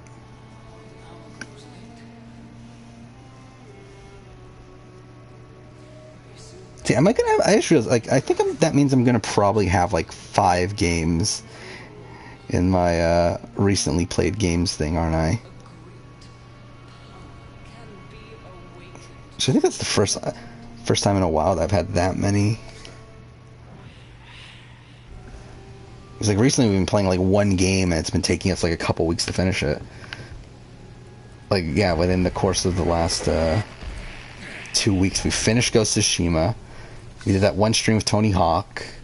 We did the Last of Us stream. Now we're doing this, and if I start something new on Wednesday, and it's like 5 games there. Actually, I don't know. By the time Miles Morales, I think Ghost of Tsushima will be gone. But either way, Heather kind of a swing on Luvu. Probably. Well, I don't know. Probably not.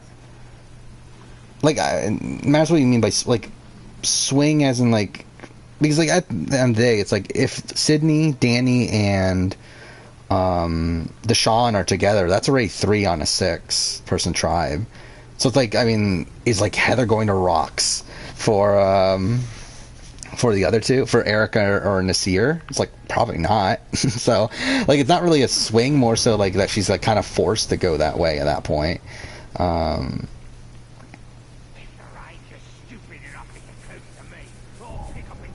But she's like in the middle at least.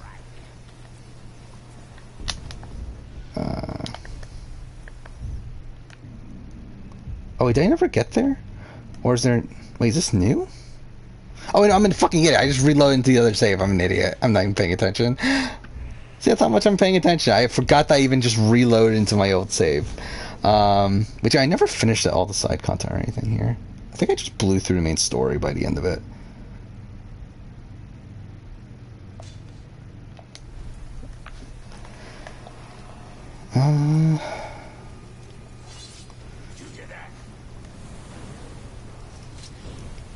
What is it? Oh yeah, you actually have to like start the mission, don't you? I forgot about that.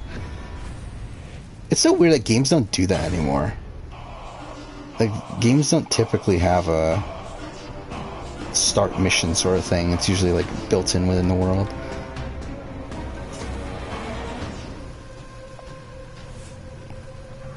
If Matt and Redmond survive, do I think they win? I don't know. I mean, like, again, like, it's very tough to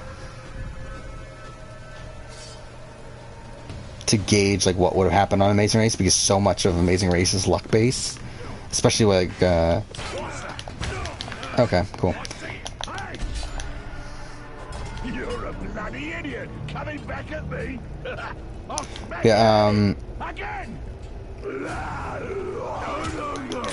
I don't remember what the final challenges are, because I feel like that's obviously a thing that you have to factor in what the final like tasks are and stuff. Let me take him, master. I'll make him squeal for mercy.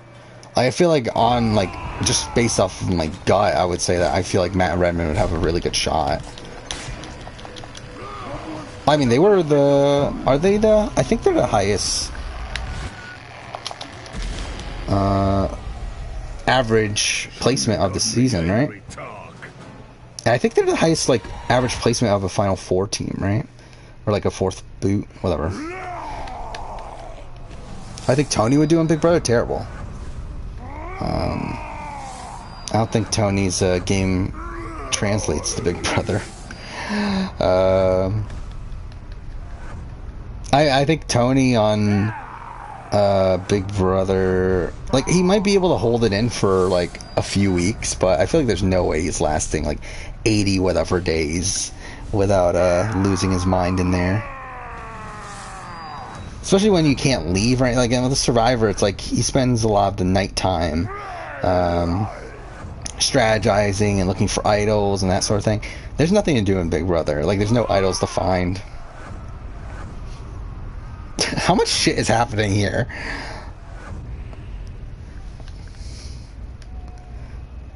It's so funny how AC Odyssey tried to copy the Nemesis system, but in like a much worse way. I feel like most games try to copy a Nemesis, or not most, but there's a lot of games that do. They were once men, but now they are aspects of the power of the Dark Lord clad in flesh. His malice, his deception, and his will to Yeah, like Tony is, I like people like Tony and like Russell Hantz and like those sort of players I feel like would never really do well in Big Brother.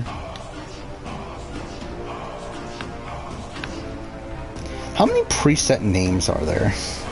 Like, don't they have a chant for all of them?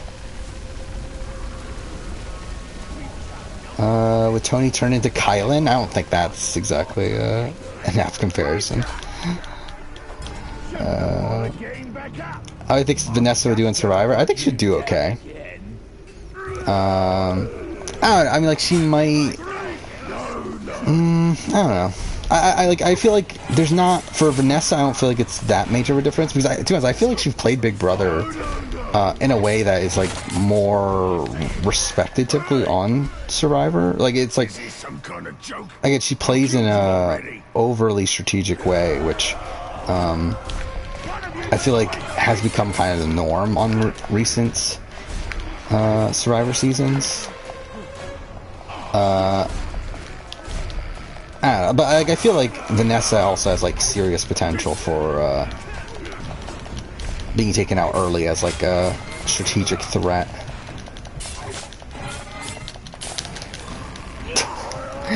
What is going on? Again, I just suck at this game.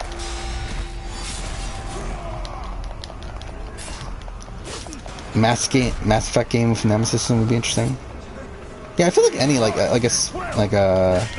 some sort of space opera sort of game would be interesting with a Nemesis system. Like, even if they like try to add a Nemesis system to like Jedi Fallen Order or something like that, I feel like that might be interesting. Why don't you lie down so I can bleed you for a few days? Weeks. Sod it.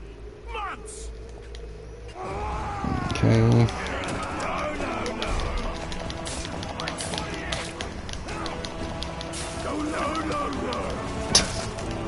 Why is like there's a random orc saying no, no, no? Next time, you piece of shit. Guys, retreating? You What won't a be dick. so lucky. How far in the stream are we? We're not even 2 hours? Goddamn. It feels like I've been streaming for forever. Yeah, it's not even 12:30. Holy shit. Oh, fuck. I pushed the wrong button. Whatever. Fine.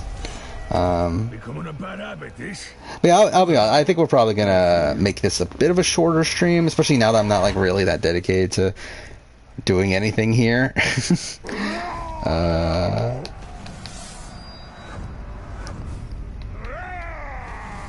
But yeah, we'll still play for a little bit though.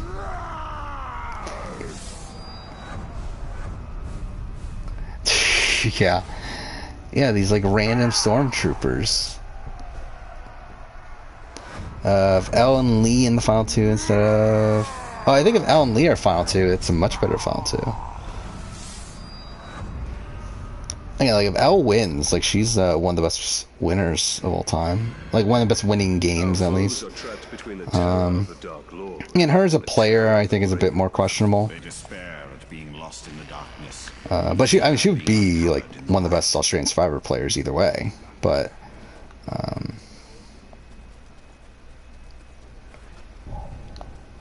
like she's essentially a lesser version of Kim Spradlin. Like I think Kim Spradlin's a lot more aware in the game, and is obviously just like a lot more strategically able. But was that a thing? Elle and Lee is from Kissing Booth.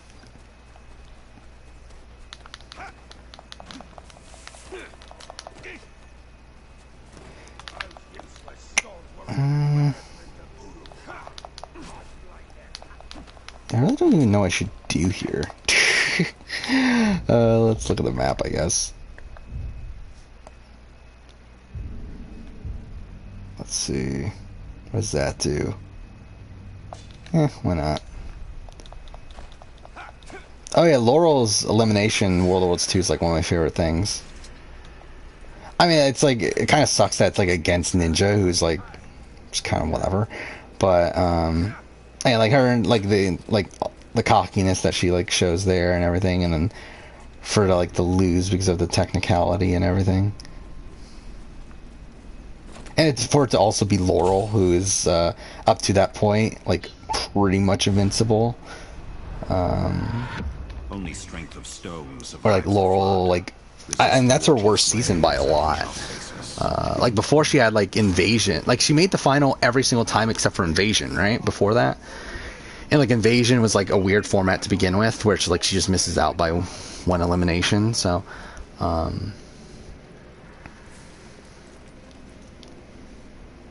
yeah, I mean that Laurel elimination is really fun. I do love this, like the. And like the downfall of like Wes, and then Laurel, and then Bananas, and like all that stuff on World of Worlds 2. Okay, that was dumb.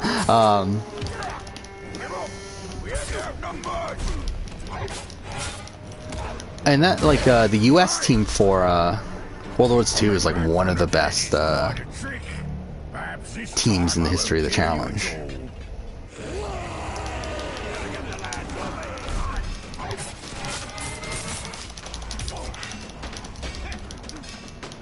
Actually, how many people, like, are there even that many people that competed on World of Worlds 2 that are even, like, on this current season? I don't even feel like there are that many, are there? But, like, so many of the people that are, like, norms now, I feel like started, like, the ones that have been in the last few seasons, like, came back in Total Madness.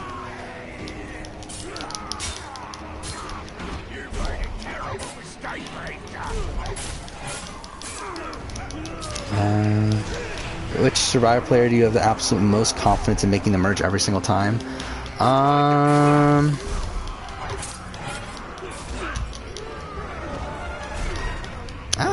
actually.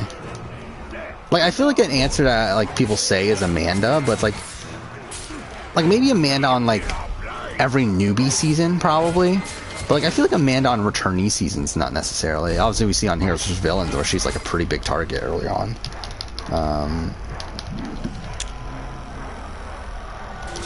So, probably not Amanda.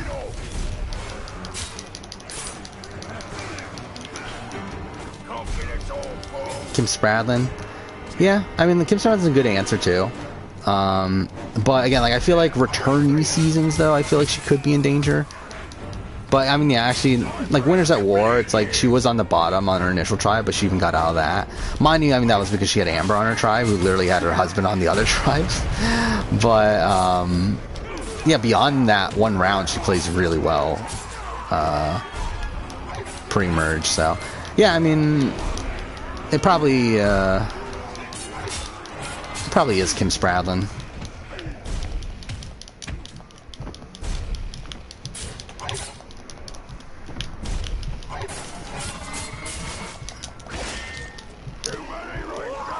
Let's see, because like Parvati, I think definitely has potential to go home early. Boston Rob has potential to go home early. Really a lot. Like, I don't think Boston Rob's ever like the first boot, but I feel like Boston Rob definitely has. Okay, I'm dying here.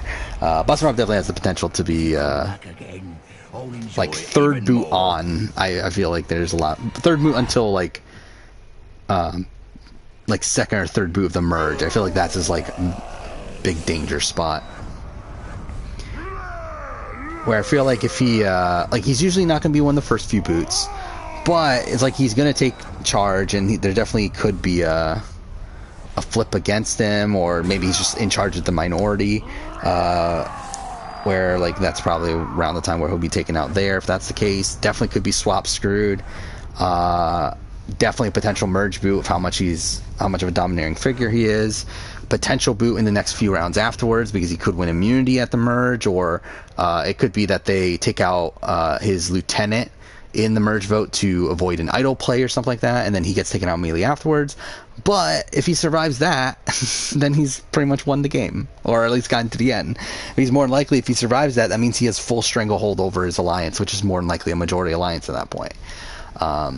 So like that's the high variance of Boston Rob. For every ranger that died on the Black Gate, With that, where it's like, I feel like 2/3 of the time Boston Rob plays, he's I feel like 99% of the time Boston Rob plays, he is the leader of whatever alliance he's a part of.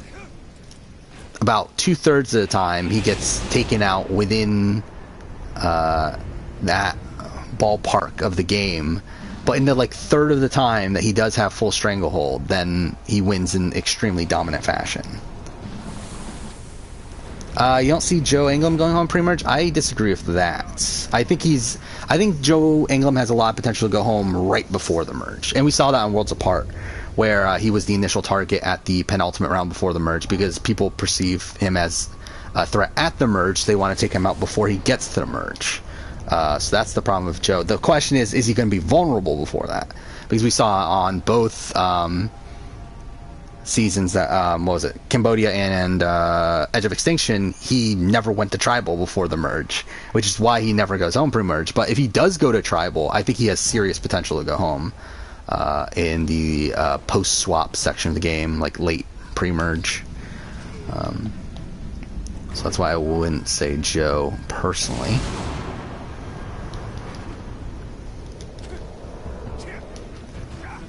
I think realistically, like, I think everyone can go pre-merge. Like, I don't think there's like a really solid answer. Like there's no one that I don't see ever going home pre-merge. Because again, like even the best players of all time, I think maybe Sarah Lucina is the answer. Because I'm trying to think of like my top 10 players of all time. I feel like Sarah Lucina is someone that never really was in danger pre-merge in any of the seasons she played. Right? Yeah, I mean, she was never in danger in Game Changers. Winners at War, she came in with a big target, but even then, like, was able to essentially negate that. Never was in danger. After that, unless you really want to consider like the round boss and Rob goes home, but again, not really. And then Kagiyan, she was very safe before the swap. After the swap, she was in a bit of danger, but even then, she's able to make an alliance with Spencer and Jeremiah, and she ends up being on the good graces of them, which allows her to get through that to where they take out Alexis. So I feel like Sarah Lucina might actually be the answer, really. Because then you against Kim, again, had some potential to go home early in Winners at War. Then Parvati definitely has potential to go home early. Who's 5th place? Suri. Suri definitely has potential to go home early. I guess we had. I was going to say I can't believe Suri's never gone home early, but I forgot about Heroes vs. Villains. She has too much potential to piss people off, but she never does though. Like she's been on 3 seasons now, where she never does. So I don't know how much more you want to see her play before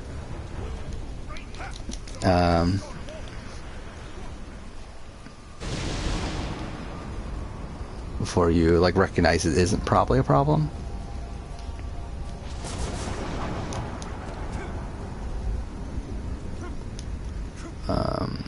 The thing is that like with Sarah Lucina, it's like there's very clearly something that she like there's very clearly like a natural charisma that she has that isn't translated to TV, where there's got to be something there to where on every single time she plays, she essentially like everyone loves her. Like, and it's really weird, where like again Kagiyan, Braun tribe, she's in the center of that tribe, everyone's going to her.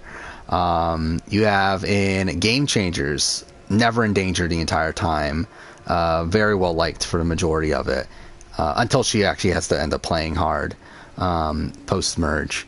And then like Winners at War, again, she came in with like what 4 or 5 people saying that she was the biggest target coming into it, and then like somehow, and she's on the tribe with like people like Kim and Sophie who like specifically mention her, and like she's still not targeted there.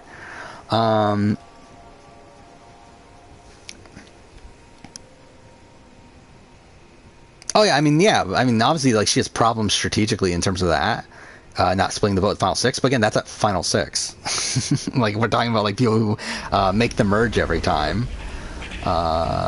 Like that is my one like gripe with Sarah Lucina as a player, is I do feel like she like even though she is overall very good strategically, I do think she definitely has some blind spots in her strategic game that largely stem from her like overconfidence in certain information.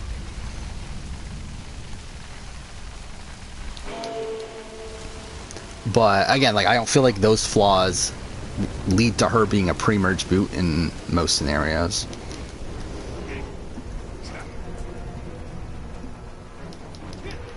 Where ranked season finales of Australian Survivor? Let's see. To be honest, I think most of them are bad. I guess 2016 is probably the best because, again, as much as I don't like seeing Christy win, it's still like a interesting thing to happen, I guess. Then Championship Pretenders is probably second. Actually, Championship Pretenders might be first. And then 2016, then the other ones are boring. Like the other ones, like I already knew what was going to happen coming into them. So, and like blatantly, like I mean, too far. Like, has there been an Australian Survivor finale that I didn't know who was going to win? Yeah, I've known who was going to win at all of them, but like the other ones were just kind of boring in the way that they end up happening. Do I think Suri will play again? Yes, I think it's almost guaranteed that she will play again. It's a matter of when. I don't know if it'll be like Survivor 50 or what, but I feel like pretty much like Suri wants to play again. So from at least last I've heard. So yeah, I mean like if they do some sort of legend season, like anything that has like big name returnees, I feel like Suri's probably going to be there.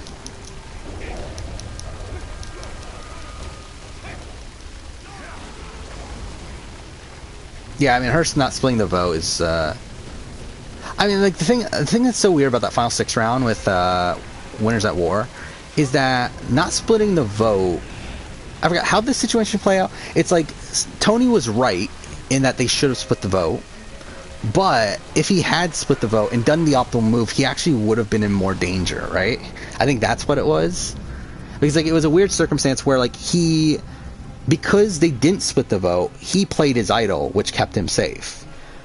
But if they didn't split the vote, he wouldn't have played his idol, and it would have been a tie between Ben, Natalie.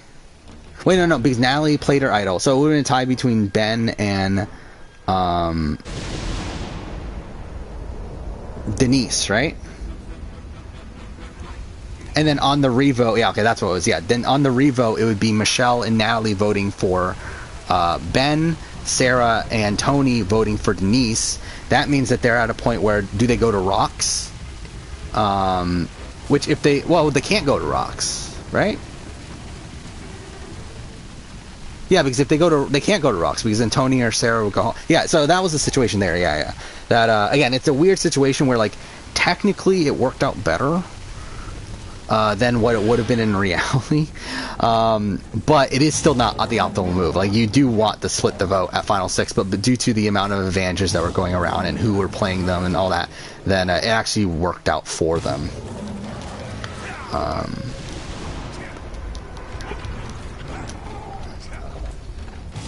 Yeah, that's just like a weird situation.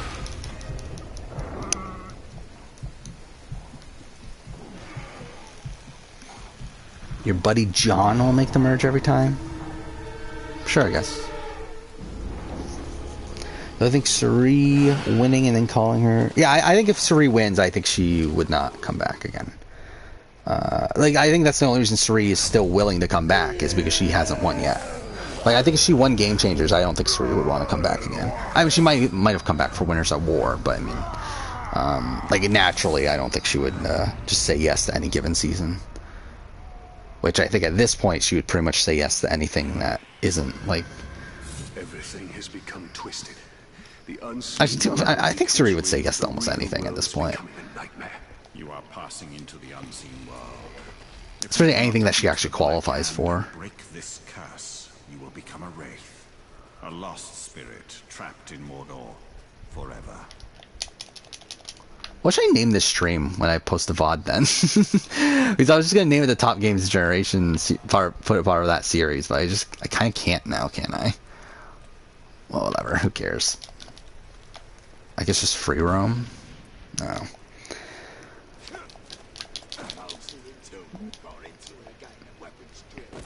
But yeah, that really shows how fucked up the end game of Winners at War is. And how incredible it is that Tony still gets out of that and still gets to the end. Considering how fucked he was coming into that final 6 round.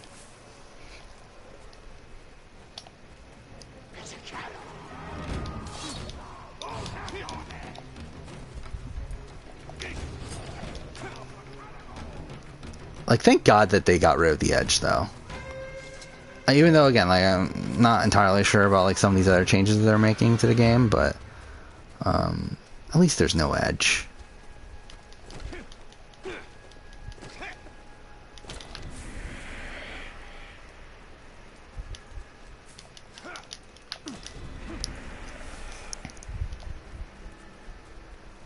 Actually, I'm trying to, I guess there actually aren't any twists to this season. Are there any twists to this season that I don't like? I don't feel like there are, right? At least that we know of right now. Or any new twists, I should say. Because obviously I hate forced fire making and stuff like that, but... how would Lauren O'Connell have done on Winners at War? I mean... probably not particularly. Actually, I don't know. I mean, are we saying she won Edge of Extinction?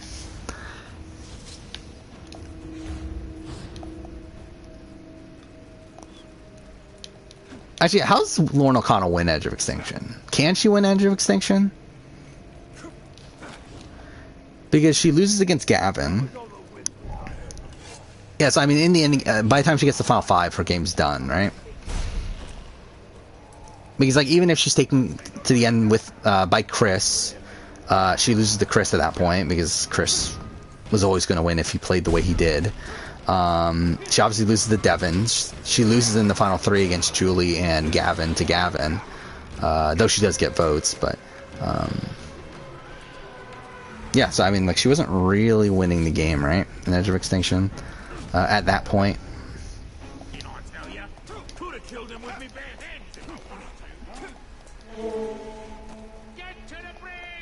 Yeah, who would she replace?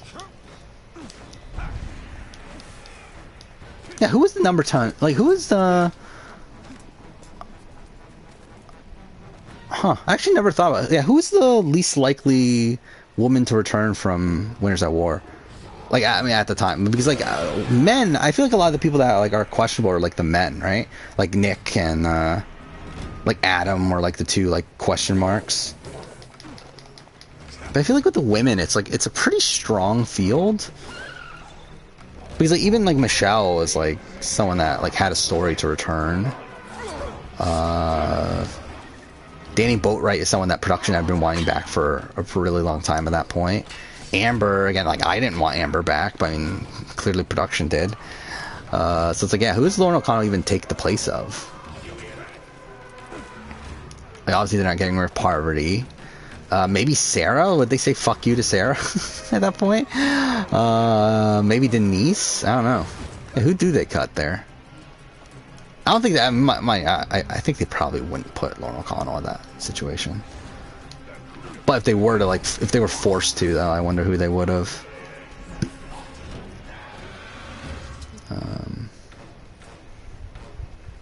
Because I think no matter who won Edge of Extinction, they probably weren't going to be on Winners at War.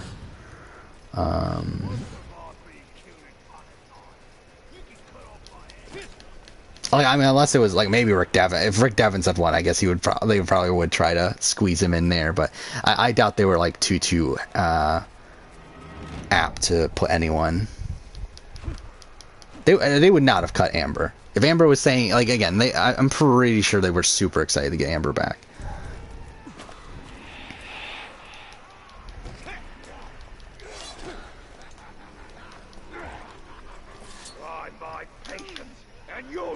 I'm trying to, like, what other women winners were there? It's a lot of, like, people from the...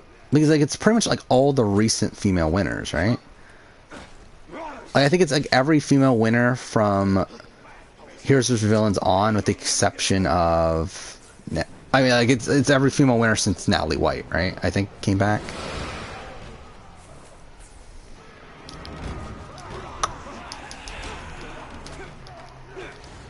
Where would I rank Blindside of 2 Idols? I thought we talked about this. Yeah, I mean, like, if the dance situation didn't occur, it probably would be Kelly 1.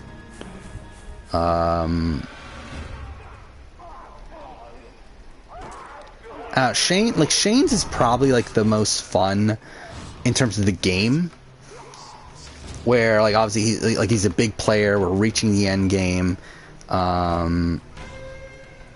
Like, he should have known to play one of those idols at that point, considering how good of a player he is too. But, like, the problem with that one for me is how it's presented, where like, the way, just in general, how South Africa tribal councils are presented at that point in time, where they're just, like, edited in this, like, really slow way that just isn't that interesting to watch, really.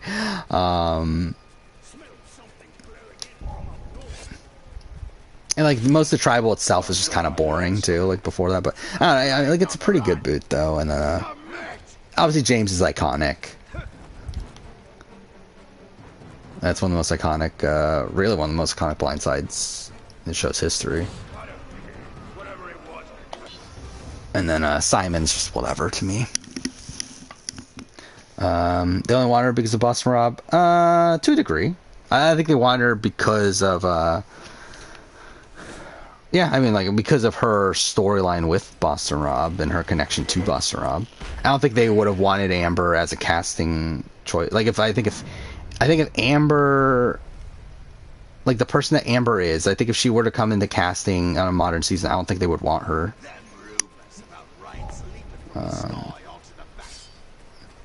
Michelle's the most recent newbie female winner. Yes, she is, which is insane, really.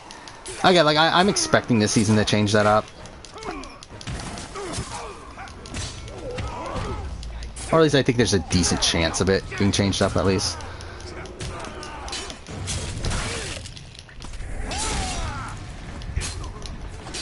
And if not this season, then I think 42. Like, it's got to happen soon. Again, like, as I said, like, I think the fact that we haven't had a female winner is more so just, like, very, bad luck in certain situations. More so than, it actually being indicative of, like, a woman can't win nowadays or something like that. Shame Vesepia wasn't asked back for Winners at War. Yeah, I mean, like, I would have had, I would have rather had Vesepia than Amber. What did I do in my recasting? I don't think I put Vesepia on, right? I don't remember anymore. Like, I barely, like, as I said, like, when I make videos, I barely remember them after the fact. Especially my casting videos. I feel like my casting videos in particular, I don't remember at all. But I don't think I put Vesepia on.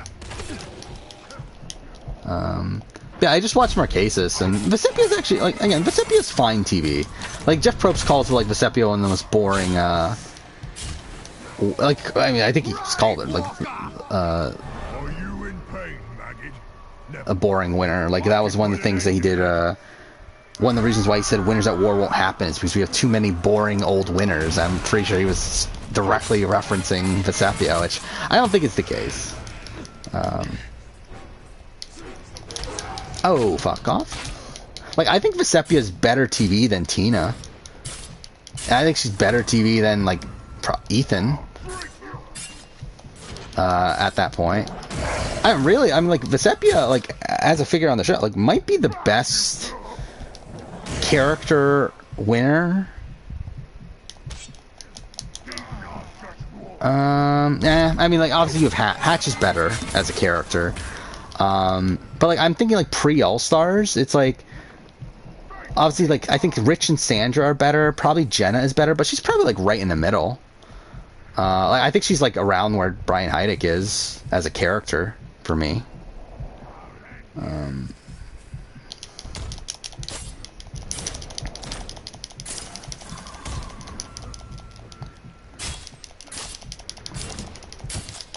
Boss Rob. Oh, yeah, she has the Boss Rob connection, too. I wonder, like, I don't think they talk anymore, right? I think Boss Rob has said, like, in the past that the only people from the show that he talks to are, Sean Rector, Natalie Tenorelli, and, Peter Harkey, right? I think those are the three. Which is, like, a really weird combination of people. How would I feel if Survivor got US versus AU versus SA? It'll be cool. It won't happen, but it'll be cool. It won't happen in US, at least. I can see Australia doing, like, Australia versus US or something like that, but not happening in the US. I did like that. I guess Australian Survivors on Paramount Plus. I did see that. So that's cool.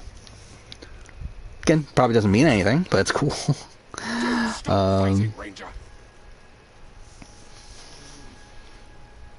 I feel like if Vesepia was ever going to be on, they're not going to put Amber on, too. I mean, like, at that point.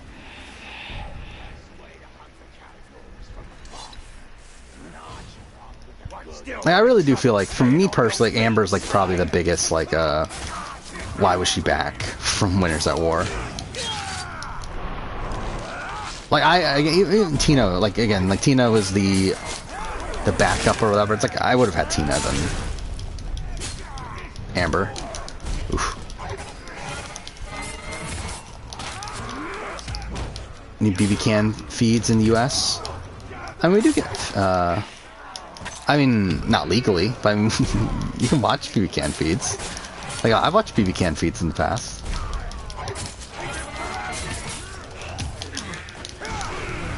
Okay.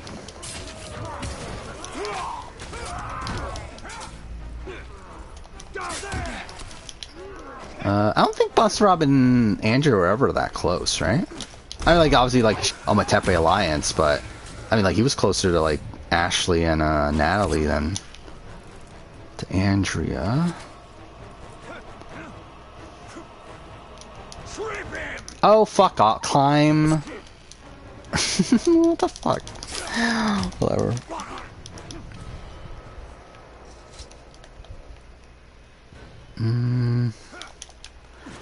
Alright. So, yeah, I mean, at the end of the day, I guess this is gonna be a one-off stream.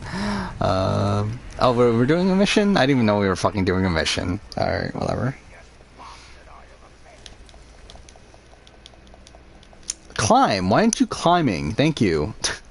That's something else I know. I feel like my controller is a bit fucked at this point. I feel like maybe doing the Last of Us speedrun fucked up my analog sticks, if I'm being honest. They feel a bit looser. But whatever. Is Peter Harkey crazy? No. I mean, well, I mean, he's not like crazy in terms of like he's gonna murder people, but I mean, like, probably not all mentally there, but who is? Cut me down or kill me. I don't care which. There, we did a mission. There we go. We did something.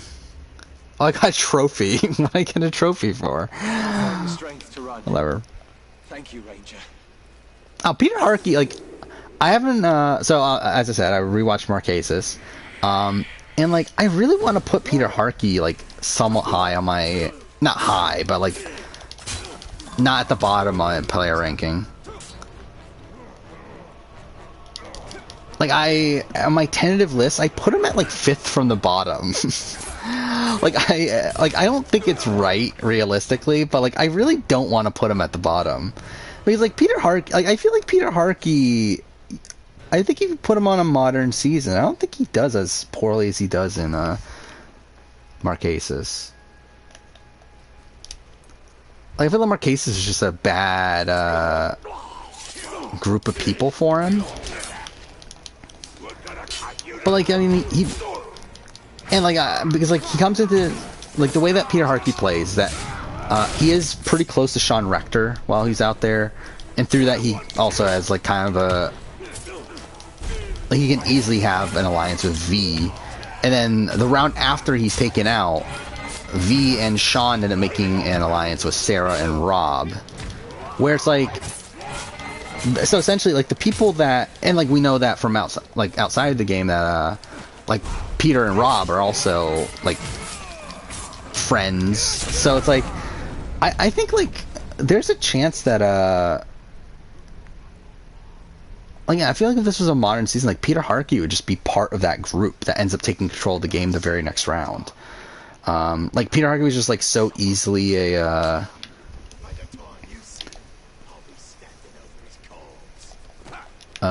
he was just, like, so easily, like, pointed out as someone that's like, oh, he's playing too hard or whatever. But he's like, he wanted to talk about the vote. How dare he want to talk about the vote? But yeah, I mean, like, I don't know. Like, I don't want to put him that low on my. This is for my Marquesas player ranking. I don't know. He probably should be lower though. Again, it's weird though because, like, is Sarah Jones a better player than fucking Peter Harkey? I mean, again, this is, like, I guess it's, like, more so based on the game. I don't know.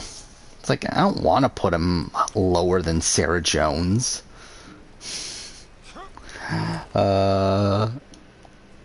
Which I think is the one that I'm gonna struggle the most with, because, like, again, like, the other people that went out immediately after, like Patricia, I feel like I can argue that pretty easily. Him being better than Hunter, I think I can argue that. Him being better than Sarah, it's like, I don't know, it's kind of tough just because, like, she was technically in the majority and all that stuff. But the thing is, it's like, she didn't really do anything. It's just that she had, like, a relationship with Boston Rob, and Boston Rob essentially, like, dragged her through things. I don't know. Where's Zane Knight? Are you talking about the worst player ranking? He's not in the top 10, I don't think. I don't remember, actually. I don't think he's top 10. Yeah, he's honorable mention, though. who's his top 10? Now I'm looking at it. Yeah, Survivor, I think I went the opposite of what I did. Well, again, with Big Brother, I went with a lot of, like, actively bad gameplay. Where, like, if it's people that, like, actively sabotage their own position, they're lower on the list. While, like, Survivor, I didn't necessarily go with that.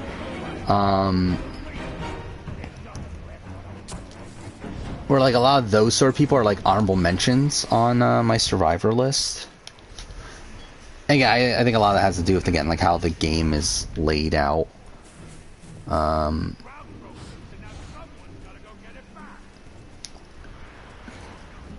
Yeah, like, Survivor, like, the bottom 10 are mostly first boots. Yeah, how many non-first boots are there? One... I'm just gonna let myself die. 1, 2, 3. There's only 3 non-first boots, and even those 3 are actually second boots. so again, like it's with Survivor, I do feel like placement is more indicative. I'll show you real pain, but you're dying too fast. Favorite winner edit? I mean, like Tony's is great. Oh, you're talking about like what type of winner edit? I mean, yeah, surprise winner edit's great from a.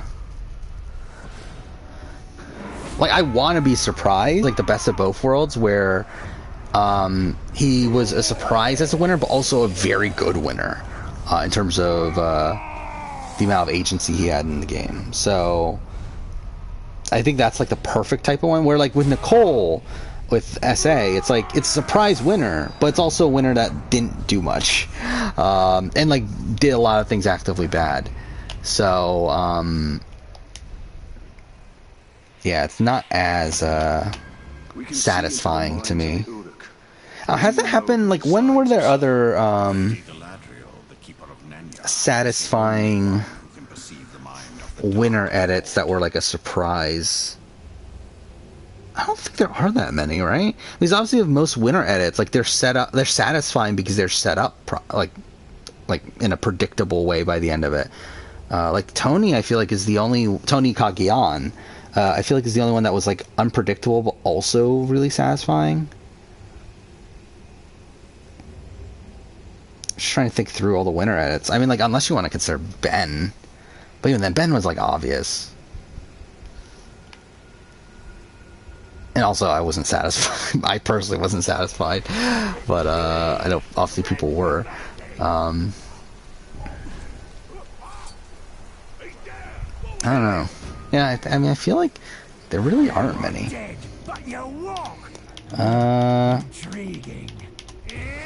Can you make a suggestion for your video when you make a Big B first boot ranking? I mean, sure. I'm not going to do it for a while. Shannon Elkins, an honorable mention. Shannon Elkins may be one of those non-first boots that are on the list.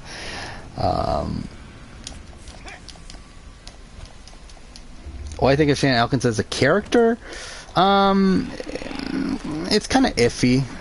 He's like obviously like as a person, not really supportive of Shannon Elkins, but it's like, and like I feel like so much of his character is based around how he is as a human being. But he does make for crazy TV. Like, I don't know if it's like good TV. Yeah. I mean, yeah, like Chris is a surprise winner at it, but like I don't know if it's a satisfying winners at it from a grand, like it's a satisfying winners at it from like the single episode in my eyes, but it's not a satisfying winners at it from a season storyline sort of thing. Because it's a winners at that, like again, like I have the Edge of Extinction finale ranked very highly because like it's a finale that tells the entire story over the course of its one episode, which is very rarely done in finales. Mainly because they're not meant to do that, but I feel like that is something to be applauded with the Edge of Extinction finale. But because it tells an individual story, I do think it lessens the impact of the season as a whole. Because of how much Chris's win was a surprise, to where again, like I don't think it's not a satisfying win from like a gameplay standpoint or anything like that, like Tony's was. It was great when watching Wu Vodo Cass in Kagian. Because Kagian was the first season I watched unspoiled, because every season was spoiled. Like because I started watching with Philippines, and every season, so Philippines was spoiled. Mind you, actually, Philippines was spoiled with with Michael Skupin winning, because again, Michael Skupin spoiled the season. But yeah, I mean, it was assumed that Skupin was winning. But either way, like the entire boot order was known and all that. Karamoan was spoiled. Everyone knew Cochran was winning. Everyone knew Tyson won Blood versus Water. But Kagiyan was the first season that I watched not spoiled. And actually, like that was one of the, like these seasons that like had like there were like preseason spoilers if I remember right, but they just like ended up being completely wrong. Like Jatio was the assumed winner preseason, which was funny, considering how that turned out.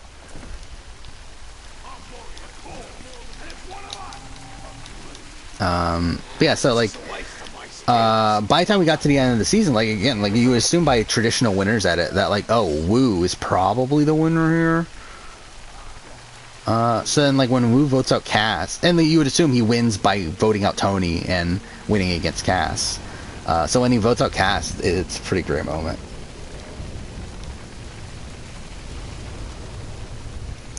So for first boot ranking, do you do the best first boot first? See, the reason why I wouldn't do that is just because I feel like you would, by me doing my top 10 worst player thing, you would already know who the worst is. So it's not really that honorable of like, it's not that special at that point. Because like I'm not going to do the first boot video until after these like worst player videos. So I feel like it's kind of like I don't know. I feel like there's more of an impact from talking about who's the best first boot at that point. Like if it was beforehand, then yeah, maybe that would be a way to do it. But because those aren't coming out until after, then I probably won't end up doing it that way.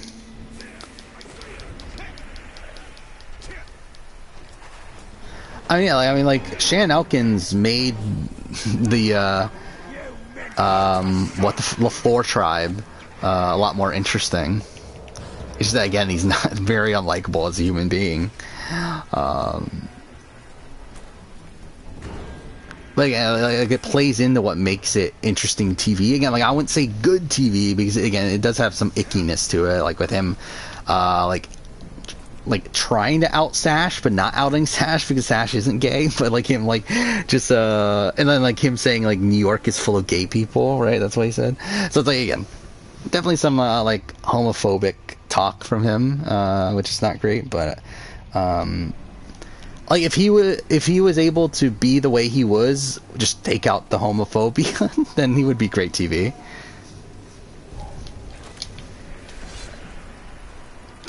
Like if you make it like so that he went after Sash for like really like game centric reasons, then he's fantastic TV. But it's because it like gets the icky sort of level there that it becomes a bit worse. Like if it like because like the way that he goes against Chase is like that's good TV. Like him arguing with Chase over like Chase picking Brenda over him and stuff like that's fine. But again, like when it gets to the Sash stuff, it's like eh. It's like why are you doing that for?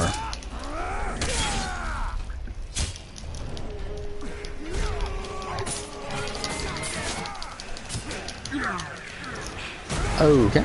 Didn't mean to do that, but fine.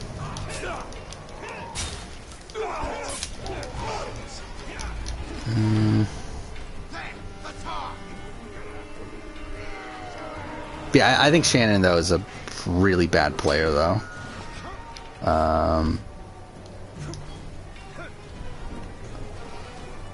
The one pro I have for Shannon Elkins is the fact that he did build the Majority Alliance at one point. The problem is that he, through his own actions, and to be fair, part of it through him not managing Chase well enough and Chase like switching to Brenda, like he loses complete control of the tribe and kind of just like further cements it afterwards. Is Big D a worse player than Jacob from BB9? No, he's not. Like because I think from Big D getting to final 2 or 3, I think that shows at least that he can make it far on a season, where I have no faith in Jacob Hurd from BB9 ever making it far into the season. And again, like for my big brother, I never even finished this thought. I keep like fucking doing this, where like I start a thought and I never fucking finish it. But because I mentioned this earlier, but I never fucking finished saying it. But yeah, so doing these worst player of all time lists, it's made me realize that like the worst players of all time, I mean, this should be obvious, but the worst players of all time are all like relatively early boots. So I do want to make a sequel video to both of these where it's the worst players that made Jury, or I guess for Survivor it'll probably be worst players that made Merge, but for Big Brother it would be worst players that made Jury. But I think that would be a lot interesting. I think Big D would definitely be in consideration for that list. But again, for like the worst player of all time, I don't think it's really there. I feel like there's again, there's just people that go out early that I feel like are inherently worse than Big D. You only watched half of Nicaragua? Why'd you only watch half of Nicaragua? I mean, to be fair, it gets worse after. I mean, like 2/3 of it is good, or so. And yeah, I like Nicaragua. Ending is a clusterfuck. Like essentially, once the double quit happens, the season goes downhill.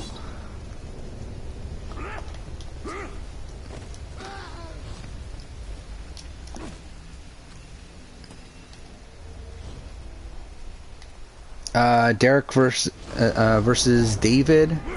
That's probably a more apt comparison. I've been watching you, thinking of all the ways I can make you hurt. I think they're around the same I feel like they're around the same level. Because like they're both people who were never winning a jury vote. Mind you, I think some of that with David is perpetuated by him being on an all-star season where he was like deemed unworthy of being an all-star. But I mean, like, he did so much wrong though. He had really bad reads on the game at that point. In 22 at least. Again, like we're rating his 22 game. When it comes to David. So it's like it's essentially Big D if Big D didn't have the cookout.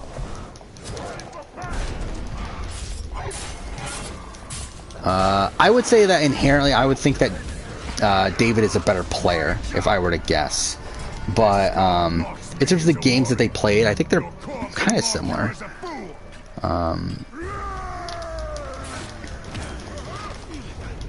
Just that, again, Big D had the cookout to fall back on.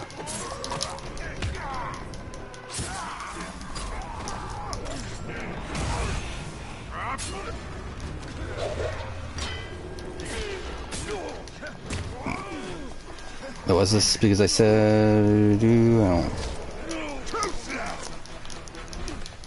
Well, you don't finish a lot of Survivor seasons? I feel like this is kind of a weird... Like, that'd be weird if like someone just like watched like half of a Survivor... Like only watched half of every Survivor season. Like never finished the Survivor season, but like only watched like half. Like that'd be a really weird fucking thing.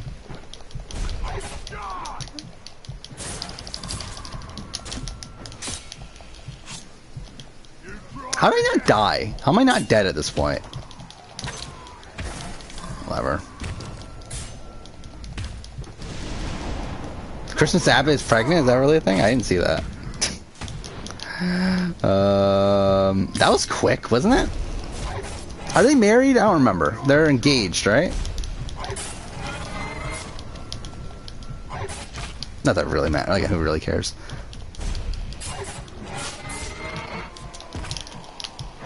Alright, whatever. Died again.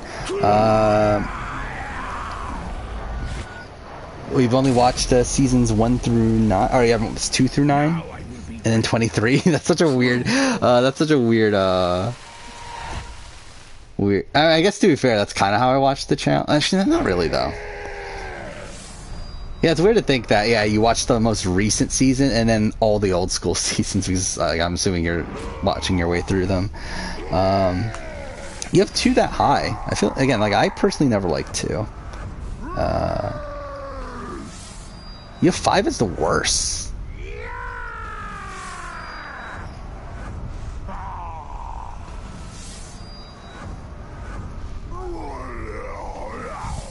Oh, by the way, Bryce, yeah, like, after I saw it was from you, I realized, okay, this probably isn't true. But yeah, I didn't see who made the message. Like, if it's a message from you saying something that's like, have you seen this? Then more than likely, it's not true. But, yeah, are they still together, right? Why is my... Okay. My computer just froze for a second there. Yeah, but yeah, they're still together, right? That's still a thing. Yeah, isn't she doing like? Doesn't she have like a not a real OnlyFans, but doesn't she have like a similar thing? Isn't that a thing with Christmas? Oh, I'm a fucking idiot. I look up Memphis Christmas, and of course it comes up with like the city of Memphis during Christmas. But yeah, they're still together. That's something. You weren't at Lauren O'Connell's party? You should have been. I'm sure that would have went well. Missing seasons 1 through 5. You haven't watched 7. It's a pretty big one to miss. 9 you can get away. I like 9, but realistically, you can watch 9 and it wouldn't really change anything. I guess you're missing 7 because you haven't watched 2 through 5, right? I feel like that's like a major reason to not watch 7. Yeah, haven't watched 17. 17's pretty universally looked at as one of the better recent seasons. Like, I personally, like, 17's fine. Like, it's good. It's not like an all-time great season for me, but it's good. Then yeah, season 5 for Canada I think is the best. For me, BB Can 5 is my favorite season. BB Can. Celebrity 2 is kind of, and then OTT is fun, but I don't think it's rewatchable.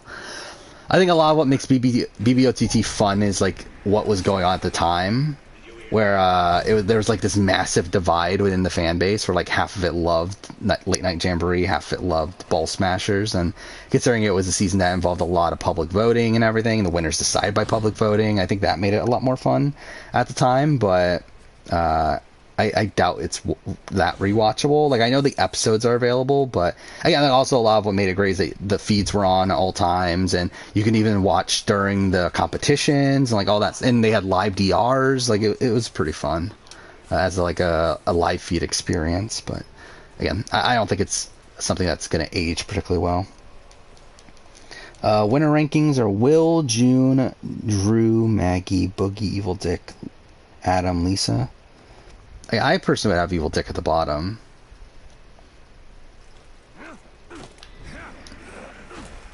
I can see why people put Will high. Depends on like how you're assessing ranking, like winner rankings. Because like when I do winner rankings, I rank their winning games.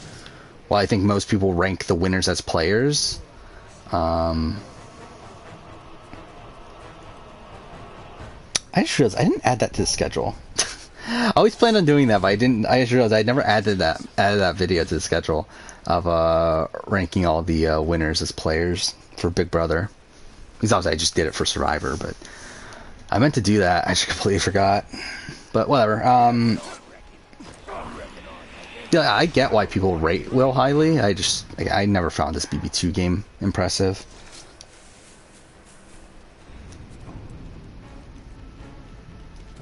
Then yeah, for another video that I put together recently, I did have another debate over Drew or June, because I do feel like they're relatively close for like different reasons, but I think they're relatively close as players in my assessment of them.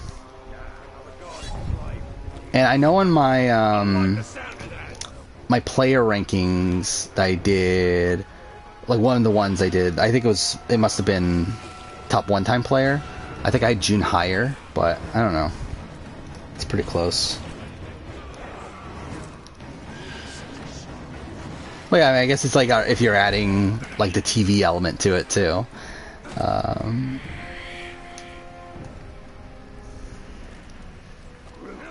Yeah, you probably would have got wasted, hit on Lauren O'Connell, and then got kicked out of the party. I feel like that's the most likely outcome to you going to the Lauren O'Connell party.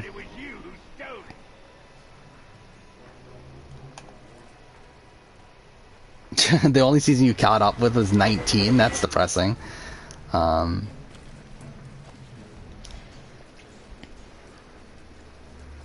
I feel like 19 is a season that's so much better in retrospect than it was at the time. Like, it really was like a terrible season to watch at the time. But I feel like now knowing like the story of Paul, the downfall, that and everything, I feel like that's the I feel like it makes like the it makes BB19 a lot more enjoyable to me. Fuck. Why kicked out? I mean, like, it matters how you approach Lauren O'Connell. Yeah, I feel like that's the most likely outcome, right?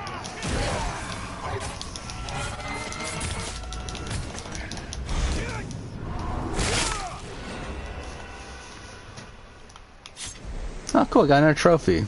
It is done. Don't know why, but whatever.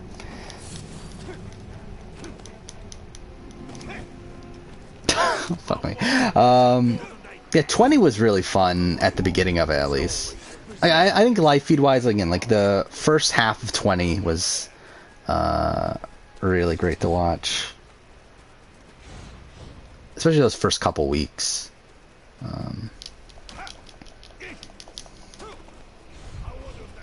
19's the only season you couldn't rewatch. I did try to rewatch it, right? I think that's actually the last season that I tried to rewatch outside of the context of the channel.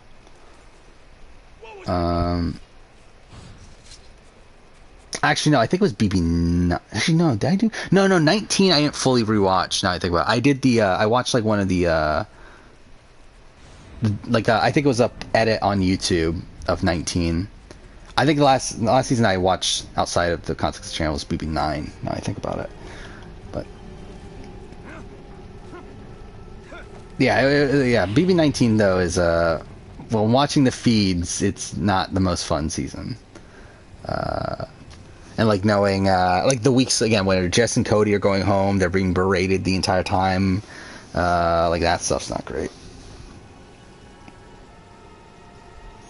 I feel like, yeah, Haley's at least CP. In Australian Survivor. I don't know if it's CPP. But she's definitely a complex personality. I don't know if it's enough positive in the grand scheme of things to make her CPP for the entire season.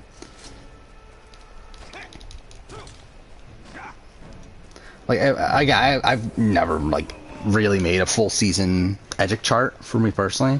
I just don't feel like it's really worth it. But if I were to guess, I would say Haley's CP and like George is probably like CPM, probably like complex personality mixed.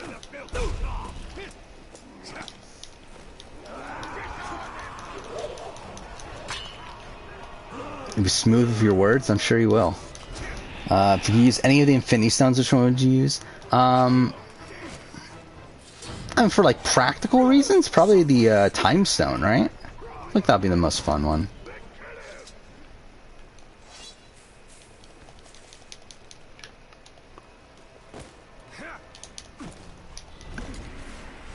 Is just me or are Big Brother players easier to love than Survivor?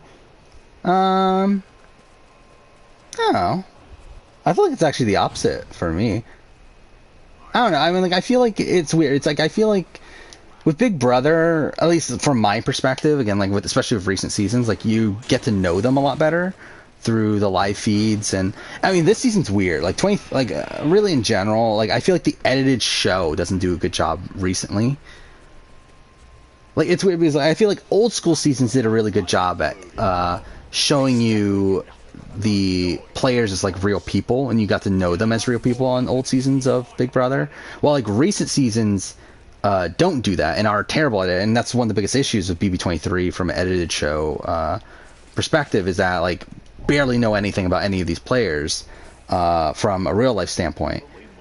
But again, with the live feed element of it, I feel like you get to know a lot of this cast. Like again, I still love this cast, BB23. Still incredible cast as a whole. Despite the game not playing out in a way that I personally would have liked it to, like it's still like a really fun cast. I do think they did bring a lot of fun moments on the feeds, but I feel like through that it makes them a lot more likable.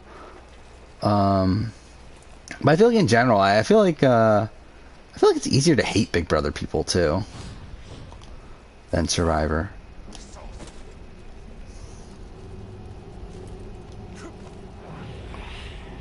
Your 4 favorite Big Brother players you like more than Survivor? Interesting.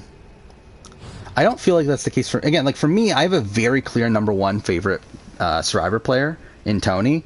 I don't have a very clear number 1 Big Brother player. Like, I mean, I've said in the past Dan, and that's probably the answer, but like I don't have a solid number 1.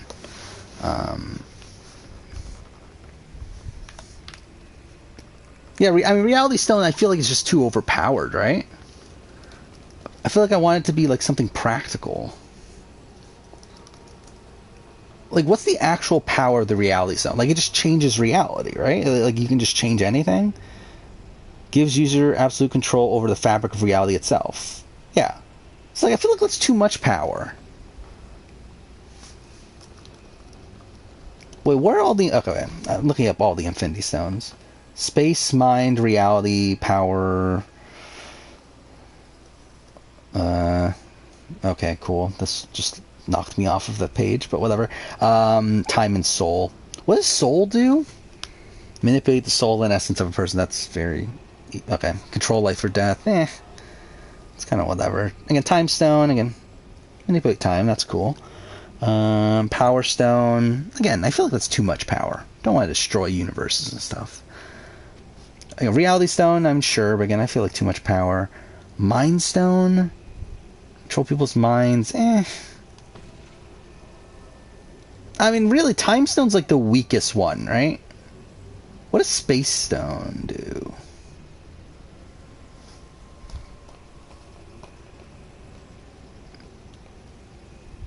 Yeah, I mean, obviously, I know why you would want the Reality Stone. I mean, maybe Reality Stone would be the one to use. It's just that I feel like you gotta know your limits there.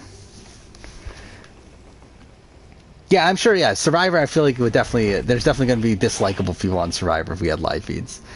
But that's the entire thing that I'm getting to. I feel like just because of the live feed element of Big Brother, I feel like it's a lot easier to hate them for things that they do because you're knowing like every little thing that they're doing. Favorite Big Brother players are Janelle, Will, Case, or Danielle. Danielle Reyes, I'm assuming, right?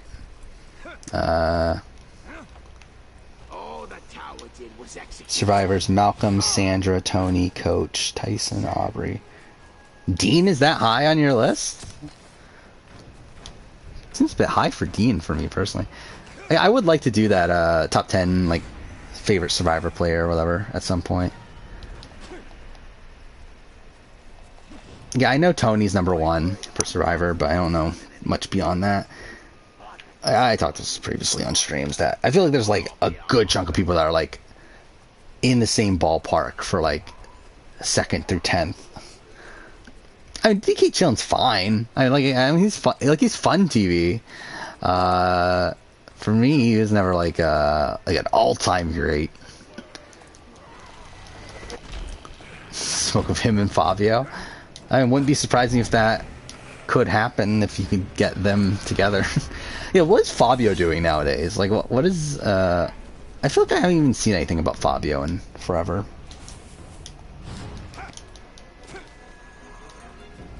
Favorite PB players, Aaron? Sure. I mean, obviously, everyone's favorite. I mean, Aaron's like a big-time YouTuber nowadays, right? Like, she's like a big, like, maternity vlog person, I think. Oh shit, that's a person.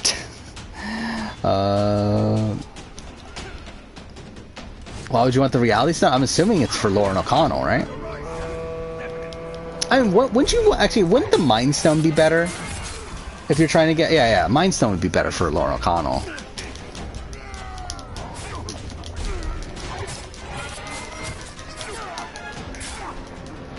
If Tony had been on BB instead, where he put a spy shack. Yeah, well, oh my god, like, just imagine Tony on Big Brother. That'd be fun. Yeah, like, imagine Tony on Celebrity Big Brother. That'd be, like, the greatest thing ever. It would not go well, but it would be amazing to see. Like, where's he gonna hide? Like, you have a friend with an obsession with Aaron? Well, that's something.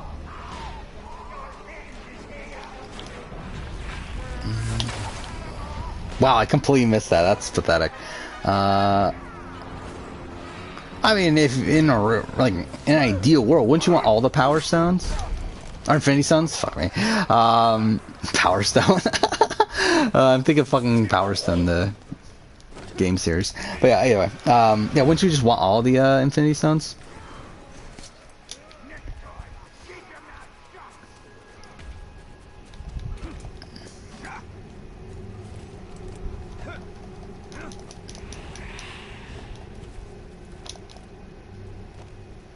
Yeah, I think we might be, I don't know, we're only at 1:30.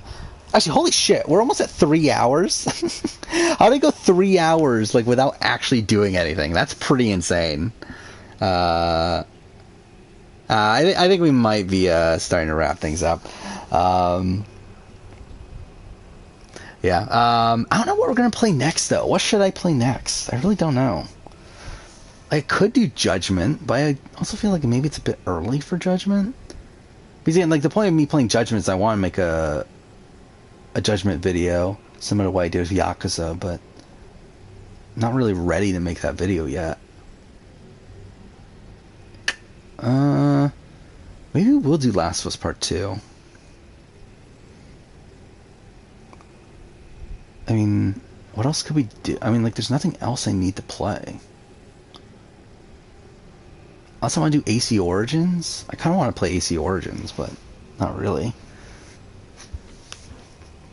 If I had Reality Stone, I'll give up. Well, I mean, yeah, obviously. Win everyone? Just, like, get, like, a whole bunch of money and just not have to do anything? Which driver would be the best at the Hunger Games? I don't know, like Hunter Ellis? Probably like one of those sort of people, right? But I feel like I don't know, who's like the ideal person for the Hunger Games? I feel like it's probably not the big guys, right?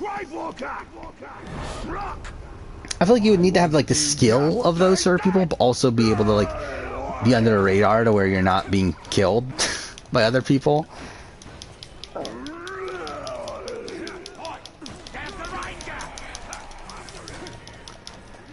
You probably need to be like I don't know, like Amanda Kimmel or something. I don't know. I don't know, like who's good at I feel like you would still need someone with like physical strength and that sort of thing, but you also wouldn't want it to be like a big alpha person who is like people are actually going to try to kill. Jeremy? Yeah, Jeremy could do good in that.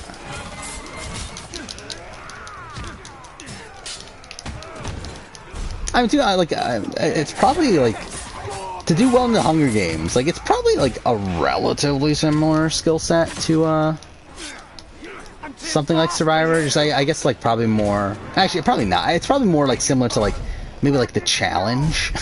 Like, if you actually had, like, competent people on the Challenge, at least.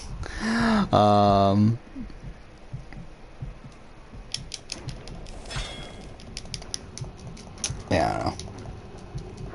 Would you rather Spencer or Cass return? I would rather have Spencer return. I don't think either of them are particularly likely, though.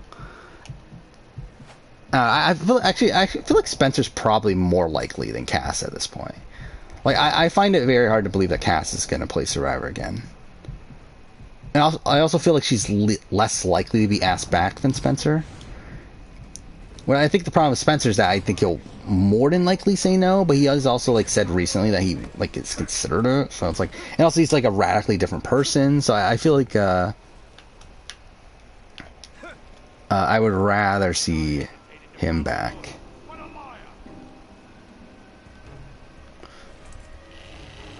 I mean, isn't that what, like, all of the Infinity Stones are? Is essentially like having a genie? Like, isn't, like, having all of the Infinity Stones just, like, having any, anything you want?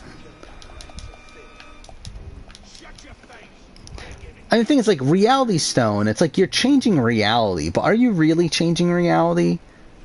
I mean, I guess you are. Like, if you change reality with the Reality Stone, and then not, like, if you lose the Reality Stone afterwards, everything stays that way, right? It's not like it undoes everything after you lose the Reality Stone. Like, you would someone else would have to actively change everything back. Which I guess could also still happen, though. Spencer and Cass, Jerry or Colby, or Amanda or James. Definitely not Amanda or James. I feel like that's the one that I'm least excited. Like, I don't need to see James Clement ever play Survivor again. I like James. Like, he's a great character in China and Micronesia. And I think even on Heroes vs. Villains, like, despite how negative his edit turns and everything, I still think he makes for good TV. And I think even on like, I think he even has like a redemption arc on a return.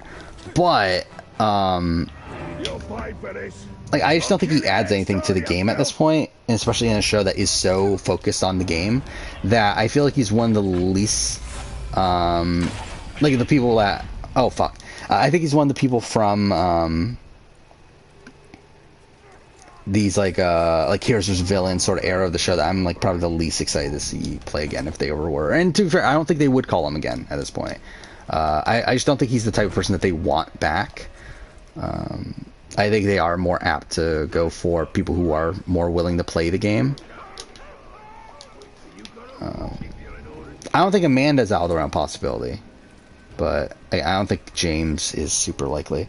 But yeah, I mean, Jerry and Colby would be fun, especially on like a Legend season or a Rivals season. I feel like that'd be fun.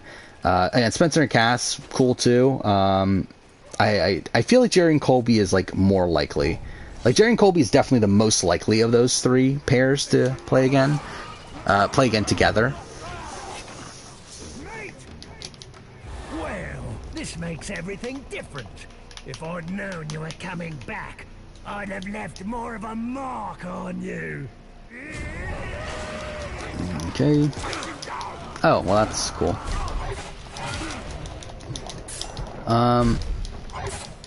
Anyway, we'll end this stream relatively soon.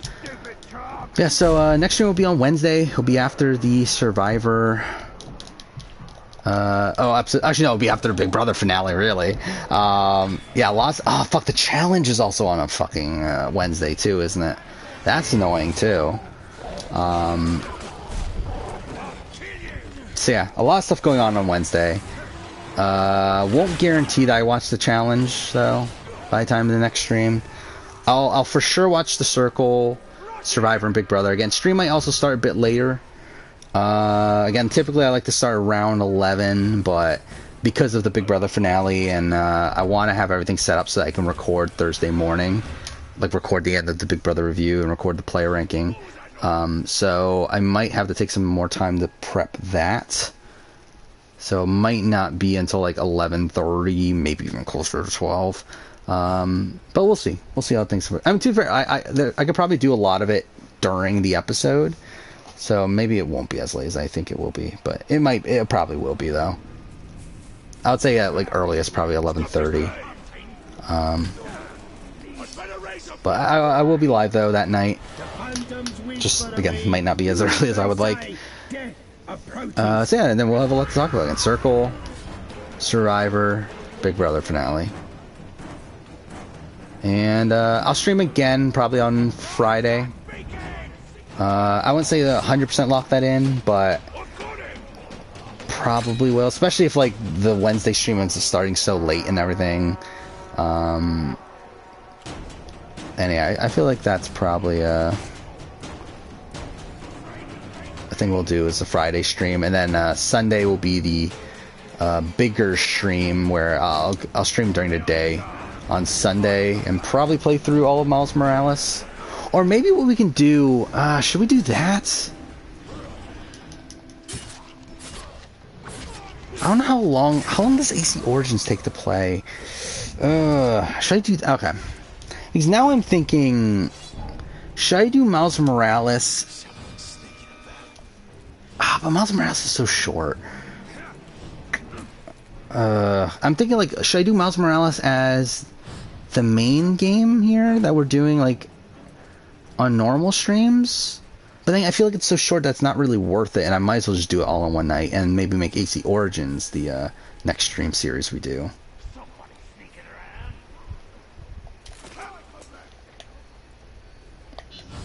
I don't even know what I'm doing. I'm not going to start this mission again. I'm going to end relatively soon. I don't know.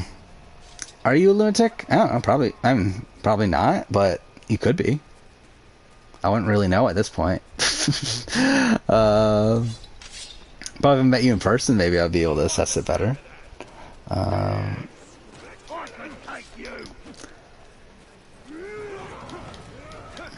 mean, because obviously, I'm assuming you're playing up a lot of this, right? For chat and everything.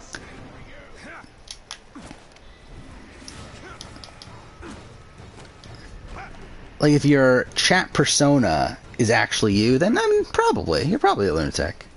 But I would assume it's not entirely you.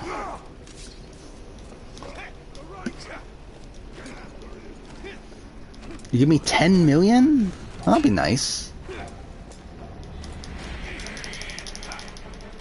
I mean, but why stop at 10 million at that point?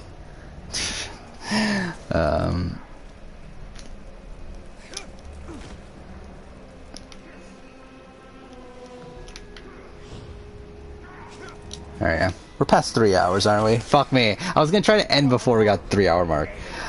Whatever. I don't know, what should I play next, though? I really don't know.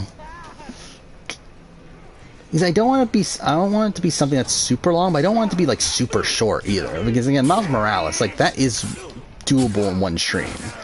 Especially if it's, like, the Sunday stream.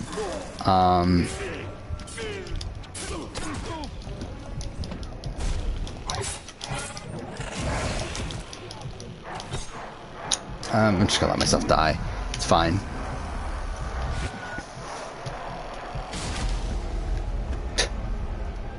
They must promote me. I will not be denied. Let's see. Walking Dead Telltale, I could do that, but I don't really want to right now. And that's the thing, too, is I know that there's certain games I'm going to be playing soon anyway. So I don't want to kind of blow that. Like, I don't want to, like, make it so I play it now so that when I eventually do replay it for like, a video or something like that, then it makes it so I'm not having fun at that point, because I just had recently played it. So, like, Horizon Zero Dawn, I would like to replay now, but I'm going to replay it again before Forbidden West, so it's like, it feels like a waste to play it now. Same thing with God of War. I don't really want to play that right now. Let's see. Shenmue. I'm not going to play Shenmue. Yeah, I don't know what I'm going to play next. I might just go for Last of Us Part 2. It's like quick enough to where we can finish that in like, I don't know, like 3 or 4 streams probably. But again, I want to start Last of Us Part 2 during a Survivor stream. Like a stream that's like mostly us talking about Survivor.